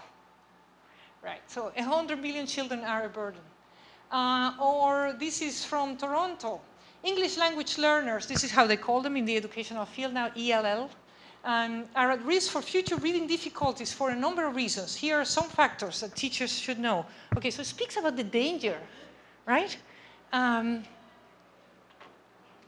And this is from the newspaper I subscribe to. Learning your native language is tricky, say adult offspring of bilinguals. So this was a series of articles in which parents and youth were complaining about how difficult it is for them to maintain the language. But of course, if the educational system says, oh, you have a significant burden, there might be a connection between those two things. On the other hand, people like Ellen Bialystok has some recent research that shows that, I don't know if this is good or bad, this is very important, but basically she showed that bilingualism, being multilingual, delays the onset of dementia in aging population for about 5 years. So she set out to investigate the cognitive benefits in aging that bilingualism gives to you. Of course, this is something that I don't think you can go at age 55, realize, oh, geez, I'm getting old, let me learn French to stave it off, right? So the benefits of bilingualism is a funny thing. But it's true that the way the brain functions might be different, right? And what she's finding is is that there are significant differences in language processing in aging bilinguals and monolinguals. And she found this by accident because she'd been collecting cognitive measures in large populations, and because Toronto is so multilingual, half her sample was bilingual, half her sample. When she got to 500 bilingual elders, and she could see that on the average they were getting diagnosed with Alzheimer about 5 years later than the monolingual, she said, there's something here. I need to look at it. Okay, so she's now moving her research to neuroscience. It's important when we think of bilinguals to think of metaphors. What do we think is going? So one of you said something to me at the beginning of the class. How do you fit two languages in the mind? So is the mind the container, right? When we ask how do we fit two languages in the mind, we think of the mind as a container. The parent who asked me, upon hearing that I work with children's language, he said, is it okay to raise my child bilingual? Will his English be good enough if I do that? Well, obviously that parent is thinking that the mind is a container. If I have this much room for English, then I don't have that much room for French. But if you think of the mind as a muscle, well, it's what you do, right? Then it's a different metaphor, right? So keep it in mind as we go through this. Metaphors are important. I was once told, and this is one of the best pieces of advice I was given, mind your metaphors. So pay attention to your metaphors. Questions about bilingual children? Do the acquisition of two languages within the first few years entail different processes or outcomes? You don't have to look at this question negatively, but you have to ask it honestly. And again, mind your metaphors. If they are not the same, which we're going to find it is, what are the differences? And what do we learn from bilingual children? As a theoretician, what do bilingual children tell me about the human mind that we cannot learn from monolinguals? Well, and I'm going to give you the answer right away. A bilingual child has a temporally parceled input. So bilingual children test the limits of universal grammar. Okay? If you get half the input, how soon and how fast and how do you get to the properties that people that have double the input you do it? So it's a pretty amazing thing once you think about it that way. What's the appropriate strategy for measuring language development in bilingual? So most of the time we're concerned, how do we describe bilingual children so people in the field of education don't discriminate about them, okay? So let's talk a little bit about the recent history of the field. What are the attempts? So the field is fairly new. Basically in the 20th century, we had some diary studies, Leopold, and then also normative studies. So compare particular language property or a test for monolinguals and bilinguals at age 5 and finding there are differences, and those studies, those early normative studies tended to construct, bilingualism lead to delay. Okay? But it was typically done in, for instance, in the US in the context of bilingualism is a property of minority poor children, and of course we know them to be disadvantaged, also obviously bilingualism is disadvantaging to children and so on and so forth. Very, very negative research. Then different research started to come out when people got interested in the different way that a child approaches the task of learning a second language from the way an adult approaches the task of second languages. So in the 70s, we saw some early studies on child second language acquisition, okay? And those were more interested in what are the kids doing, how is their second language looking, so more and more descriptive. The first big debate started with a paper by Virginia Volterra and her colleague Trout Teschner, in which they proposed a unitary language hypothesis. And at the time, things are different now, but code switching it was considered something very atypical. You code switch when you can't keep your languages separate. Whereas code switching is a property of certain multilingual communities. Not all bilinguals code switch, not all bilingual communities have code switching. It's something else. And code switching has been shown to be very constrained. But they propose that very young children start with an undifferentiated grammar and vocabulary. Then they separate the vocabulary. So it was a proposal about certain stages in early development. And then eventually linked separate lexicons and separate grammars. So at the beginning, everything is fused. Then you separate vocabularies, but keep one unitary grammar. And in the third stage. So this paper, this proposal, elicited a lot of research, pro and con. Now it's not a live debate. It is a closed debate. And I'm going to give you the evidence that closed it. Okay?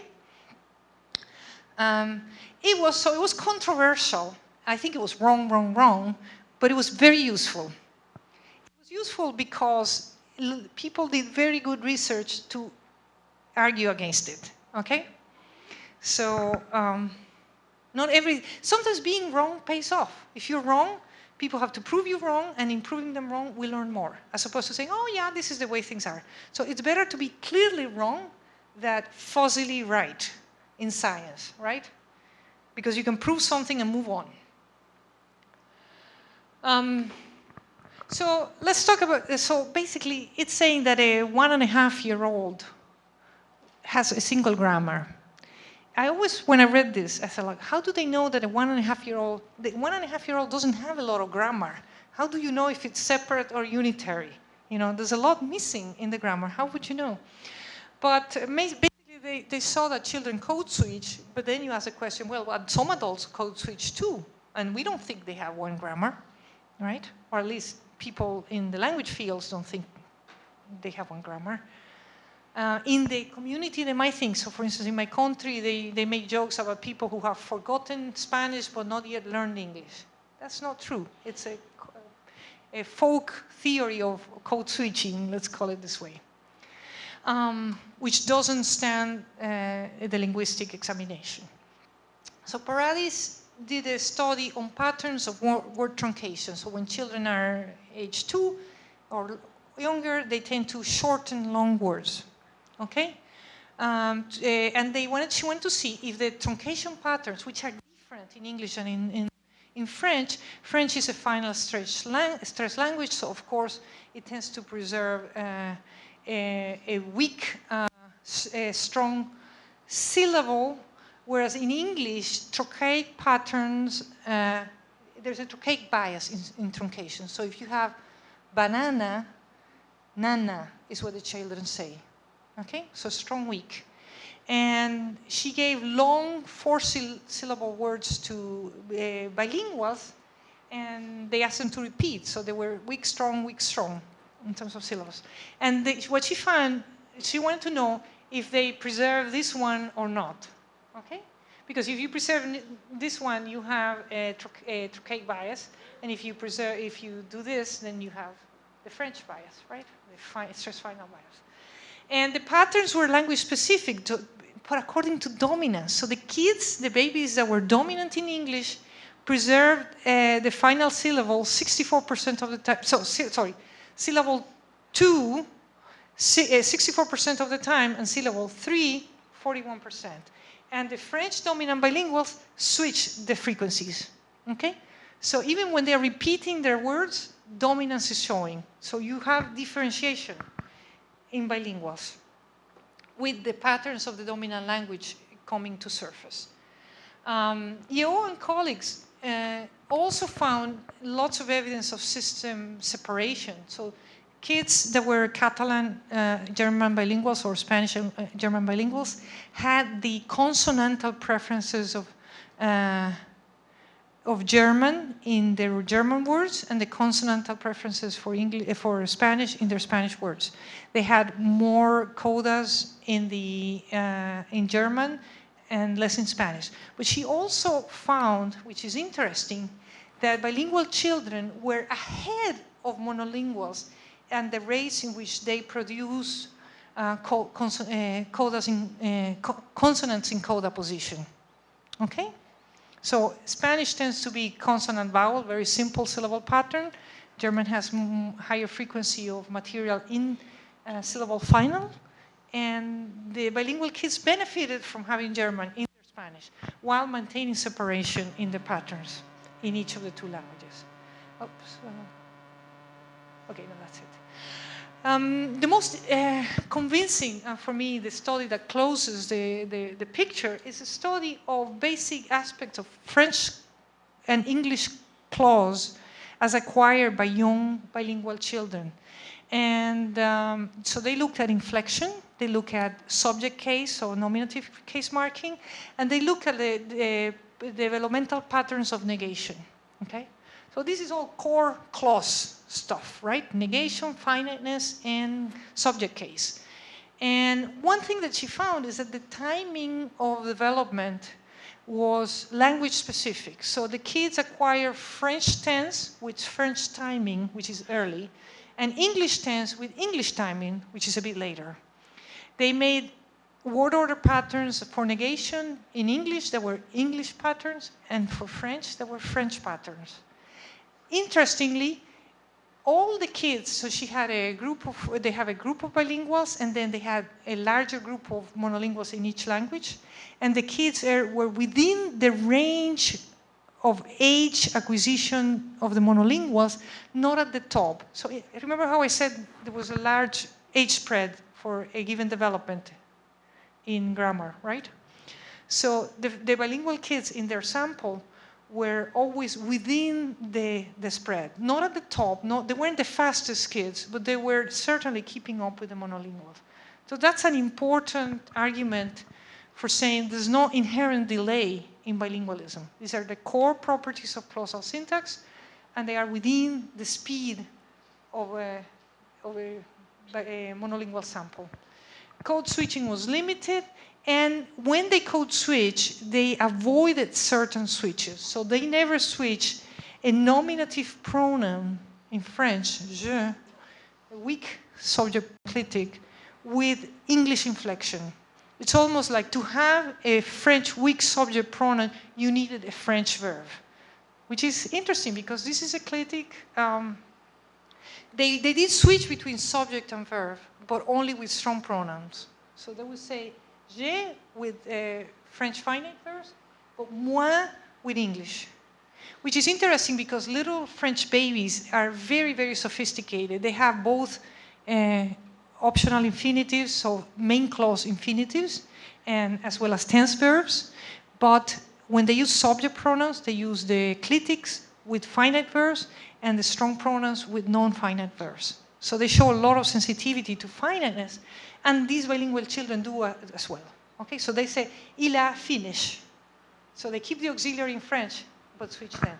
So this is neat, huh? I mean, they're really paying attention. What else do they find? Okay, I already said about the timing. Tense emerges under 3 in English and around 2 in French. For these bilinguals, the negative pattern is the French child patterns, which you say negative infinitive or tense negative. Pas chercher ou tourne pas, or cherche pas. Okay?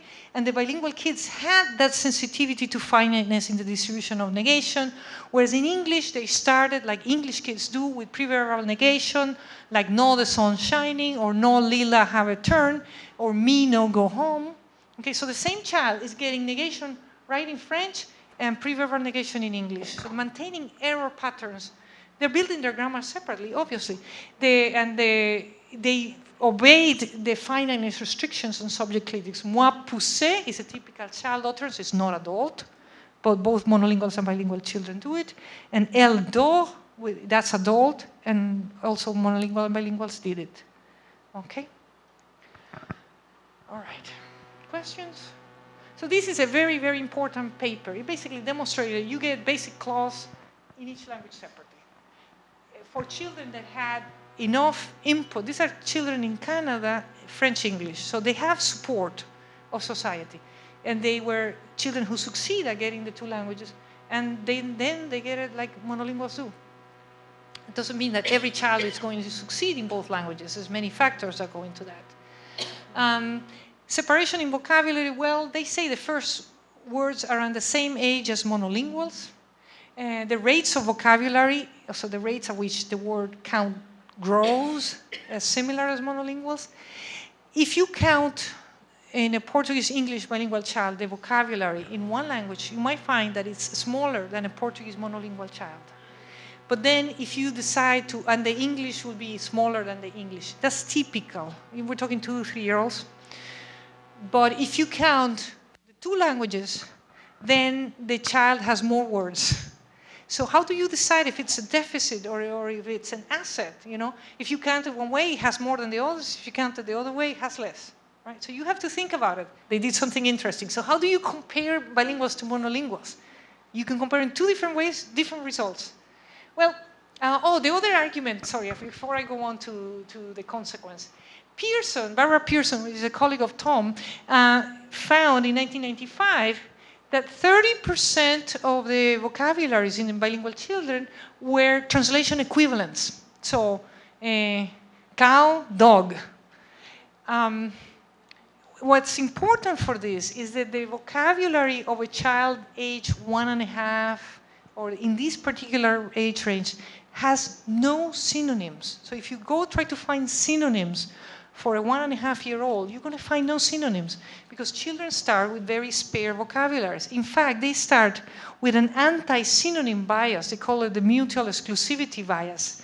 And that, psychologists believe, that helps the child grow a vocabulary. So suppose you know the word for water, and then I say, here, I'll give you a bottle. Now, you are more likely to learn the meaning of the word bottle if you think, she didn't use the word water, she used bottle. What could it refer to? Or maybe it refers to the container, right? So children use this exclusivity bias to build up their vocabularies fast. And there's a lot of evidence for it. So the consequence is that young children have no synonyms. But these kids have 30% of translation equivalents. So the only reason they kept that much redundancy in their vocabulary at an age in which they typically build no lexical redundancy is because they knew they needed two sets of vocabularies to deal with grammar and the teacher, right? We don't speak the same language. Right? So that's the implication. What people have figured out about how to evaluate vocabulary development, and if this is something useful to keep in mind because we have no comparable solution in morphosyntax, is that you can use conceptual scoring. If you calculate, basically you count the total vocabulary, you subtract the translation equivalence, you get a growth magnitude that is completely comparable between monolinguals and bilinguals. This is called the conceptual vocabulary because you're just counting the reference as opposed to the words themselves. Okay? So they've solved the problem in vocabulary development of how do you measure the bilingual children. Morphosyntax, not so easy, right? You can see why. All right. Bilingual children, so why is measuring morphosyntactic development? Well, because we know certain things are going to be delayed. We want not all of them and put it at the beginning, or the non-finite verb and put it at the end. Argumentally, it belongs to the lower verb, right? Okay. So we quiero verlo y lo quiero ver. So we wanted to know if the rates of production of these would be affected in bilingual children. We knew in English only one word order is compatible. But note that the English representation of I want to see it is very different from the clitic. Right? Clitic structures and the full objects have very different representations. So I'm keeping something where the surface order is similar, but the underlying representation is very different. And I also knew from an experiment published in the literature that if you give sentences to repeat to little Spanish children, they would take a post-clitic and make it a pre-verbal clitic. Okay, that's their error. It's not a grammatical error, it's a repetition error. This is where repetition gets interesting, right? So if you say, when Eisenberg and her colleagues gave lo quiero ver to Spanish children, they repeated them correctly, and then when they say quiero verlo, they would say lo quiero ver. Okay? So I said, okay, let's do that with bilinguals and see what happens. And the analysis behind it, I've inherited from Mashulo, and I apologize for how little the screen is. This is very close. But okay, so basically, Masulo is saying the word order of clitics is at the linearization stage. The only thing that's syntactic about it is the order of merge. If you merge the two verbs together, quiero y ver, then you have a structure that is prosodically ambiguous to the child. The child knows to attach it proclitically or no, sorry. proclisis or enclisis, right? So pre-verbal or post-verbal. If your first order of marriage is between the verb and its direct object, then you only have one position visible to the clitic, okay? So if this is a cycle, then you have to linearize. So he basically say that clitic climbing and related clausal reanalysis phenomena is a result of alternative orders of merge, right? If you merge the two verbs together, the clitic can see both prosodic slots at the time in which you're doing PF linearization. If the object merges first to the embedded verb, you only see the infinitive, and you behave like a clitic attaching to an infinitive, okay? So that's the syntax for that.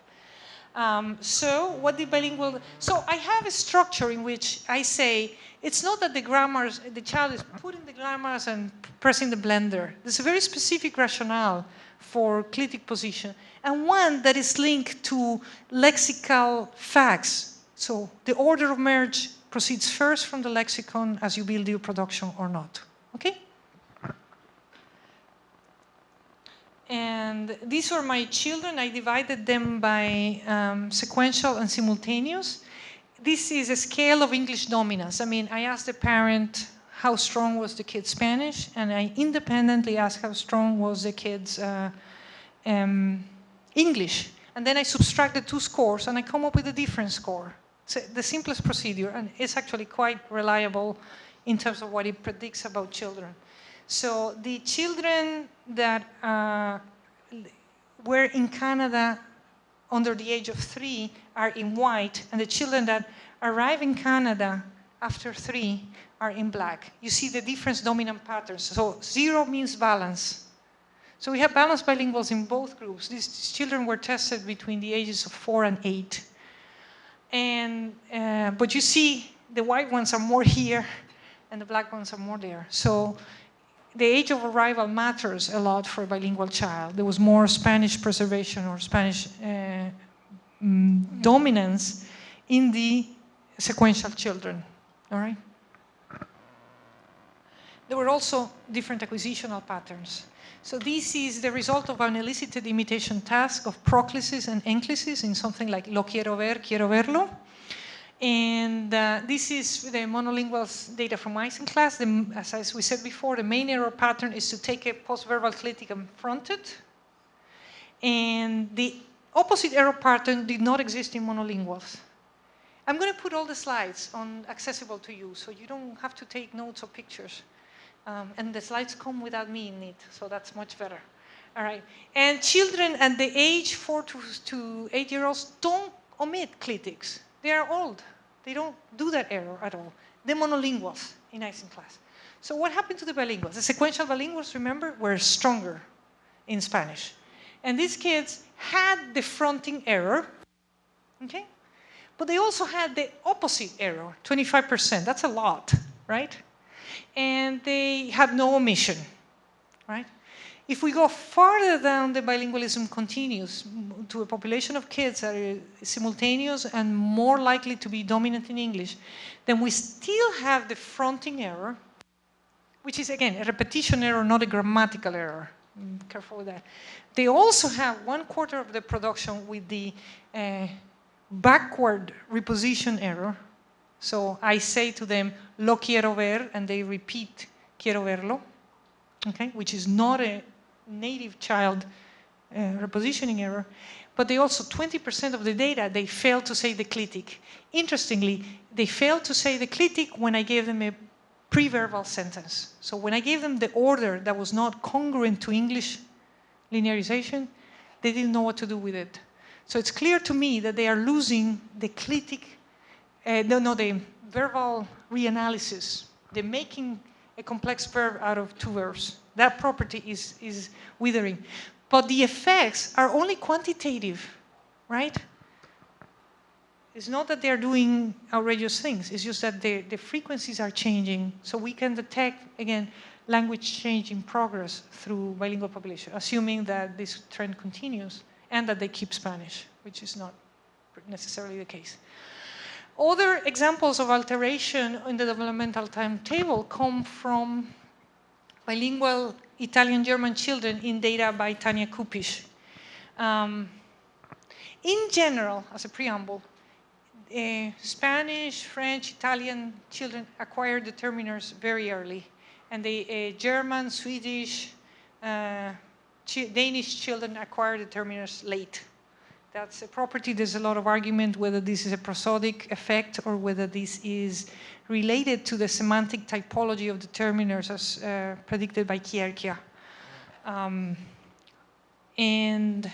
But it's a fact, okay? We can. What she did was to, so the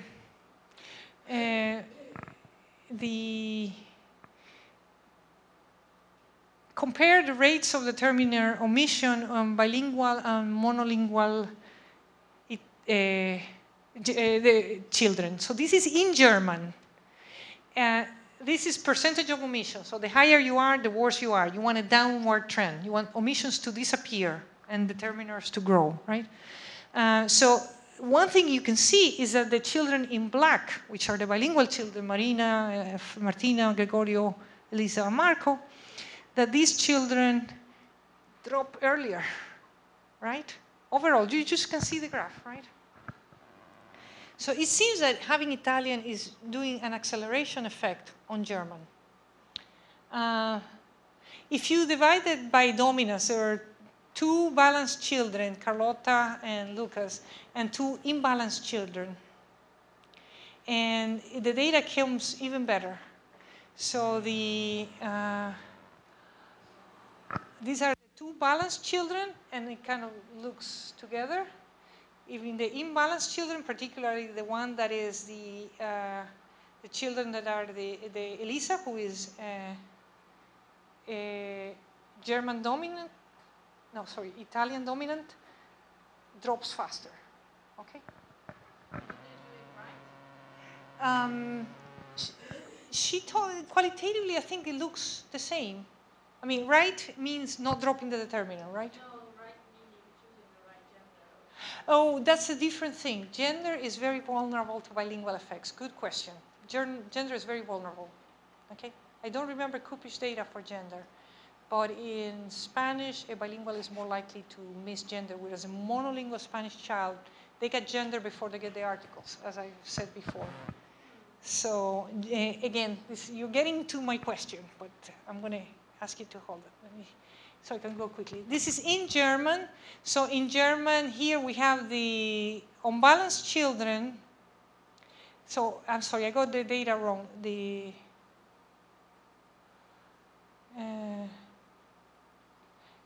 unbalanced children are the clear balls. Okay, so the clear balls, they're dropping before.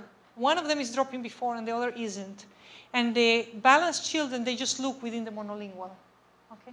So really, if you're dominant in another language that is faster, you're going to get acceleration effects. That's the moral of this data. In general, there was no delays in Italian for bilinguals. Some delay in the Italian article in the child Jan, which was German dominant. And bilingual children acquiring Italian simultaneous with German were ahead of the curve in German, using, on the average, articles more often in obligatory context. And the acceleration was even visible with the Italian dominant child. You could see it more clearly. There are other acceleration cases. We heard about CODAs in phonology, SVO order in German, which has to be acquired by children. They start with OV patterns. It's accelerated by speaking English, and so on and so forth. Okay. So is acceleration consistent? No, not the case. We had a study on object clitics in French children, and French and English are the opposite for objects. English is an early language, so by 3.5, you don't make elicitation errors in the reproduction of a direct object pronoun. And in French, it's protracted. So 4-year-old can still be omitting clitics in certain contexts, elicited contexts. It's very difficult. I would advise against anybody doing a study of corpus on objects, because basically there's very little reliability in people deciding this object drop was licit or illicit. Subject drop, you can see, but object drop, how do you know if you say he's eating, whether that's a good object or a bad object drop? Okay? It's legitimate. So it's too fuzzy to be good for corpus. But in elicitation, you are the master of the context. You design the context.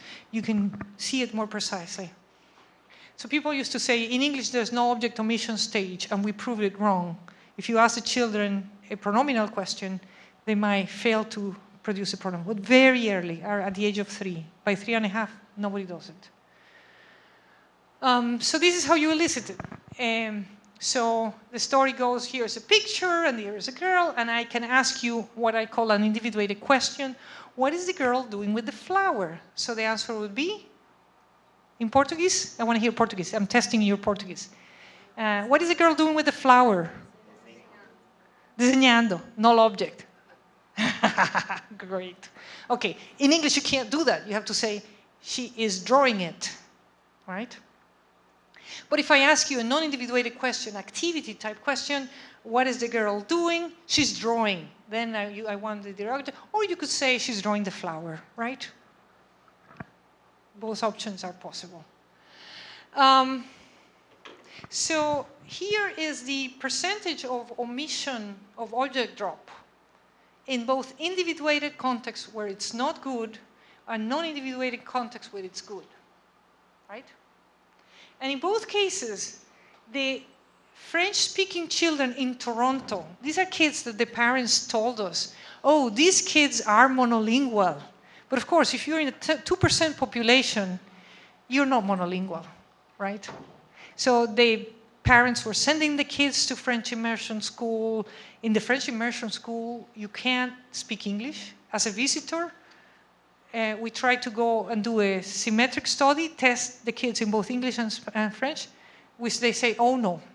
When we went to do first the only French study, oh yes, yes, come in, very welcome here. Let me introduce you to the children. When we said, oh, we want to do both languages, oh no, no, no, strict language policy. But the kids are not really monolingual because they live in Toronto, right? So look at the difference. In each case, the magnitude was about 20% or 30% more omissions, more object drop when the child was bilingual, regardless of context, both in the context where it's grammatical and where it's ungrammatical, okay? So it's obvious that being bilingual is changing children's preferences for implicit objects or for clitic drop. This would be clitic drop, this is just preference for implicit object, okay? So again, this is not the kind of error you're going to just see, right?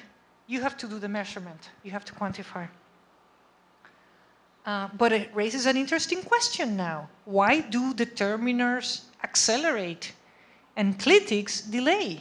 Object clitics delay. Remember, the other language of these French-speaking babies is English. English is a fast language. We should have predicted acceleration on the basis of what Kupish found, right? Well, now we're in a position to say some properties of grammar accelerate or suffer more like averaging effects. The timetable is altered by the other language, according to what's the other language timetable. And some phenomena result in what we have called the default retention.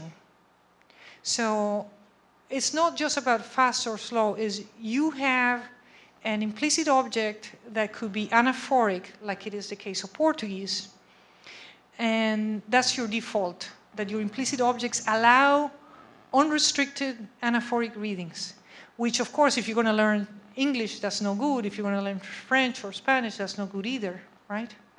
So children have to get rid of this default assumption. So default retention scenarios result in grammatical delay in bilingual children, okay? So in sum, we've seen that bilingualism alters the patterns of linguistic development. That is, if you assume that monolinguals are the baseline, which you can let go of that assumption, bilinguals are half of the world's children, they are just who they are. The monolinguals are the ones that are different. Well, you can look at it that way, right? Or so better to state in a more neutral, comprehensive way by saying bilingualism has specific features. The input life of these children is radically different, that vary according to the nature of bilingual experience. And these features can include acceleration, delay, and transfer. Okay, so that's what we need to think when we think about how we measure the growth of complexity in bilingual children. What type of property is this? Is this a property that is vulnerable to transfer? Is this a property that's vulnerable to default retention or generalized delay effects? Or is this the property that gets statistically averaged with your other input? And that will give you to 3 different pictures of bilingual development. And we don't know right now which property of grammar is which. We are learning.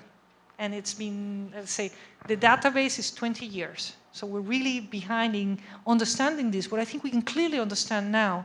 And I think that what I say, people don't quite put it in these terms. But I think everybody understands now that you have properties that are immune to alterations, properties that transfer, and properties that are sensitive to the timetable of development. And we need to know which ones are which. Okay. So, any general questions on bilingualism, or do I ask you the hard question now? General questions on bilingualism. I mean, is this familiar material? Did you know all of this, or kind of? If it wasn't, you need the argument. Even if you did know something about it, you need to have your data. So you say, oh, well, but wait, Kupish found acceleration effects. So it's useful things to have in your pocket. So, if we want to measure bilingual and monolingual children, can we do the same instruments of measurement for both populations? Are they comparable? How are they comparable?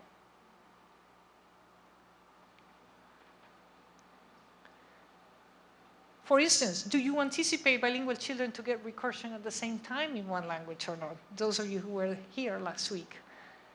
Huh? Do we expect the same MLU curves and things like that? Or the same IPSYN scores? I'm going to tell you now how the developmental field, again, not linguistics, the developmental field treats measurement, okay? So you basically do create what it's called norm reference tests. You find 1,000 children, 1,500 children, you pass a test and you say X% of 3-year-olds do it, X% of 4-year-olds do it, and so on and so forth. And that way, for instance, if you find a child that's 2 standard deviations from the mean, below the mean, then you know you should evaluate that child further. There are 2 types of language delays. Sometimes people have language delays that are not going to develop into a clinical diagnostics. So some very, very smart kids don't talk early.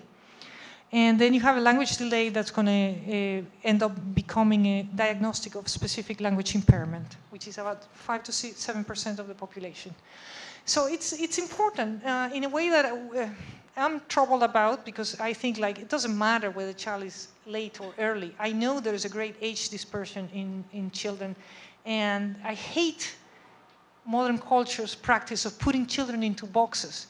But on the other hand, if a child could benefit from having access to speech therapy, from having a parent educated about what to do about his speech problems, then we want to know that too. So I am of 2 minds on whether we should measure children.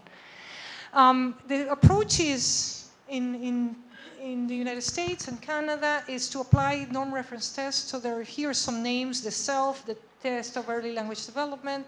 So that SELF is clinical evaluation of language fundamentals. It's annoying for linguists because it doesn't tell you what's in the test. You have to go and look at it. So I'm going to tell you. It's a little bit of a sampler of constructions. So there are different items. You accumulate a score, and it gives you different sub-tests, composite scores for core language, receptive language, expressive language, language structure, content, memory, working memory, indexes as standard scores. So it gives you measures, but it doesn't tell you what's in the morphosyntax of this test. But it has things like pronominalization, subordination, negation. It's a little bit of a sampler of everything. Their approach is to come up with a number that plays the child. So they use the buffet approach to language testing. The TELD does this, if I recall correctly. Either the TELD or the TEGI have a specific component for tense, because in some varieties of English, tense is a good predictor of SLI. your behavioral tense. Unfortunately, it's also a dialectal marker, which means if you're a child of the wrong dialect, then you get told you have a specific language impairment when in fact you're just speaking the dialect of your community. So the DELF was developed and it's more pleasant to a linguist's eye because it has subcomponents for pragmatics, semantics, phonology, and syntax, okay? And it's also designed for language assessment for children that are speaking other than mainstream American English, okay? Which means that it doesn't suffer, it doesn't depend on tense to diagnose as a lie, right? It has clearly, the description has clearly separate scores. So you have things like quantification, you have WH movement, Tom knows about it. So it's a little bit more understandable for a linguist. But the whole approach of norming is basically to come up with a measure that you can get differences between age groups and you can see which children are sort of behind. And they get composed in different ways. And they have a purpose that's not our purpose in linguistics. Like, I want to know, what do children know? What are their patterns? Whereas these approaches is just get a norm score, get a number where you can place a child in a Z curve against other children the same age. Critically, this is critically? Okay, I have it. You need a lot of language infrastructure to get to design something like the DELF or the SELF. You need samples that are 1,000, 2,000 children. You need already pre-existing norm references, for instance, for vocabulary. You need a lot of infrastructure. Like in some languages, we don't even have frequency data in adult speech, which you can use to decide whether to include a word in a test, a verb eat as opposed to the verb devour. Right? You need to know these things. So you don't have the infrastructure. If you, for instance, decide that there is a strong language community, they have lots of children, they want to promote language acquisition in their children, and they want a strategy for knowing when the children are progressing right, what would you do if you don't have that infrastructure? For a bilingual child, if you have age is for a monolingual child, age is a good shorthand of experience. It's a good summary of experience, okay? When they go to school, they hear Portuguese. When they go home, they hear Portuguese. So you can predict that if age is a function of the organism, the child, and the experience of the organism in biological terms, that development is going to be sort of somehow linear function on the average, okay? Some things you go like this, you go 0, and then and that's it. There's no curve. But on the average, if you add a number of grammatical properties, what you have is a linear a linear vector with a positive slope. The 1.5-year-old knows very little. The 5-year-old has it almost all. Not all, but almost all. Okay? For core grammar. Right. But for the bilingual child, age is not a measure of experience. Right? It is, at best, a divided measure. It is a fluctuating measure. My children's Spanish would go up when their grandparents were visiting me. My parents, like many Latin parents, when they visited us in the States, they will stay a month or two. My kid's Spanish would go up the roof and he would become again Spanish dominant. And the grandparents would go, I would send him for a month on vacation. His Spanish would go up. He would come back, the Spanish would go down.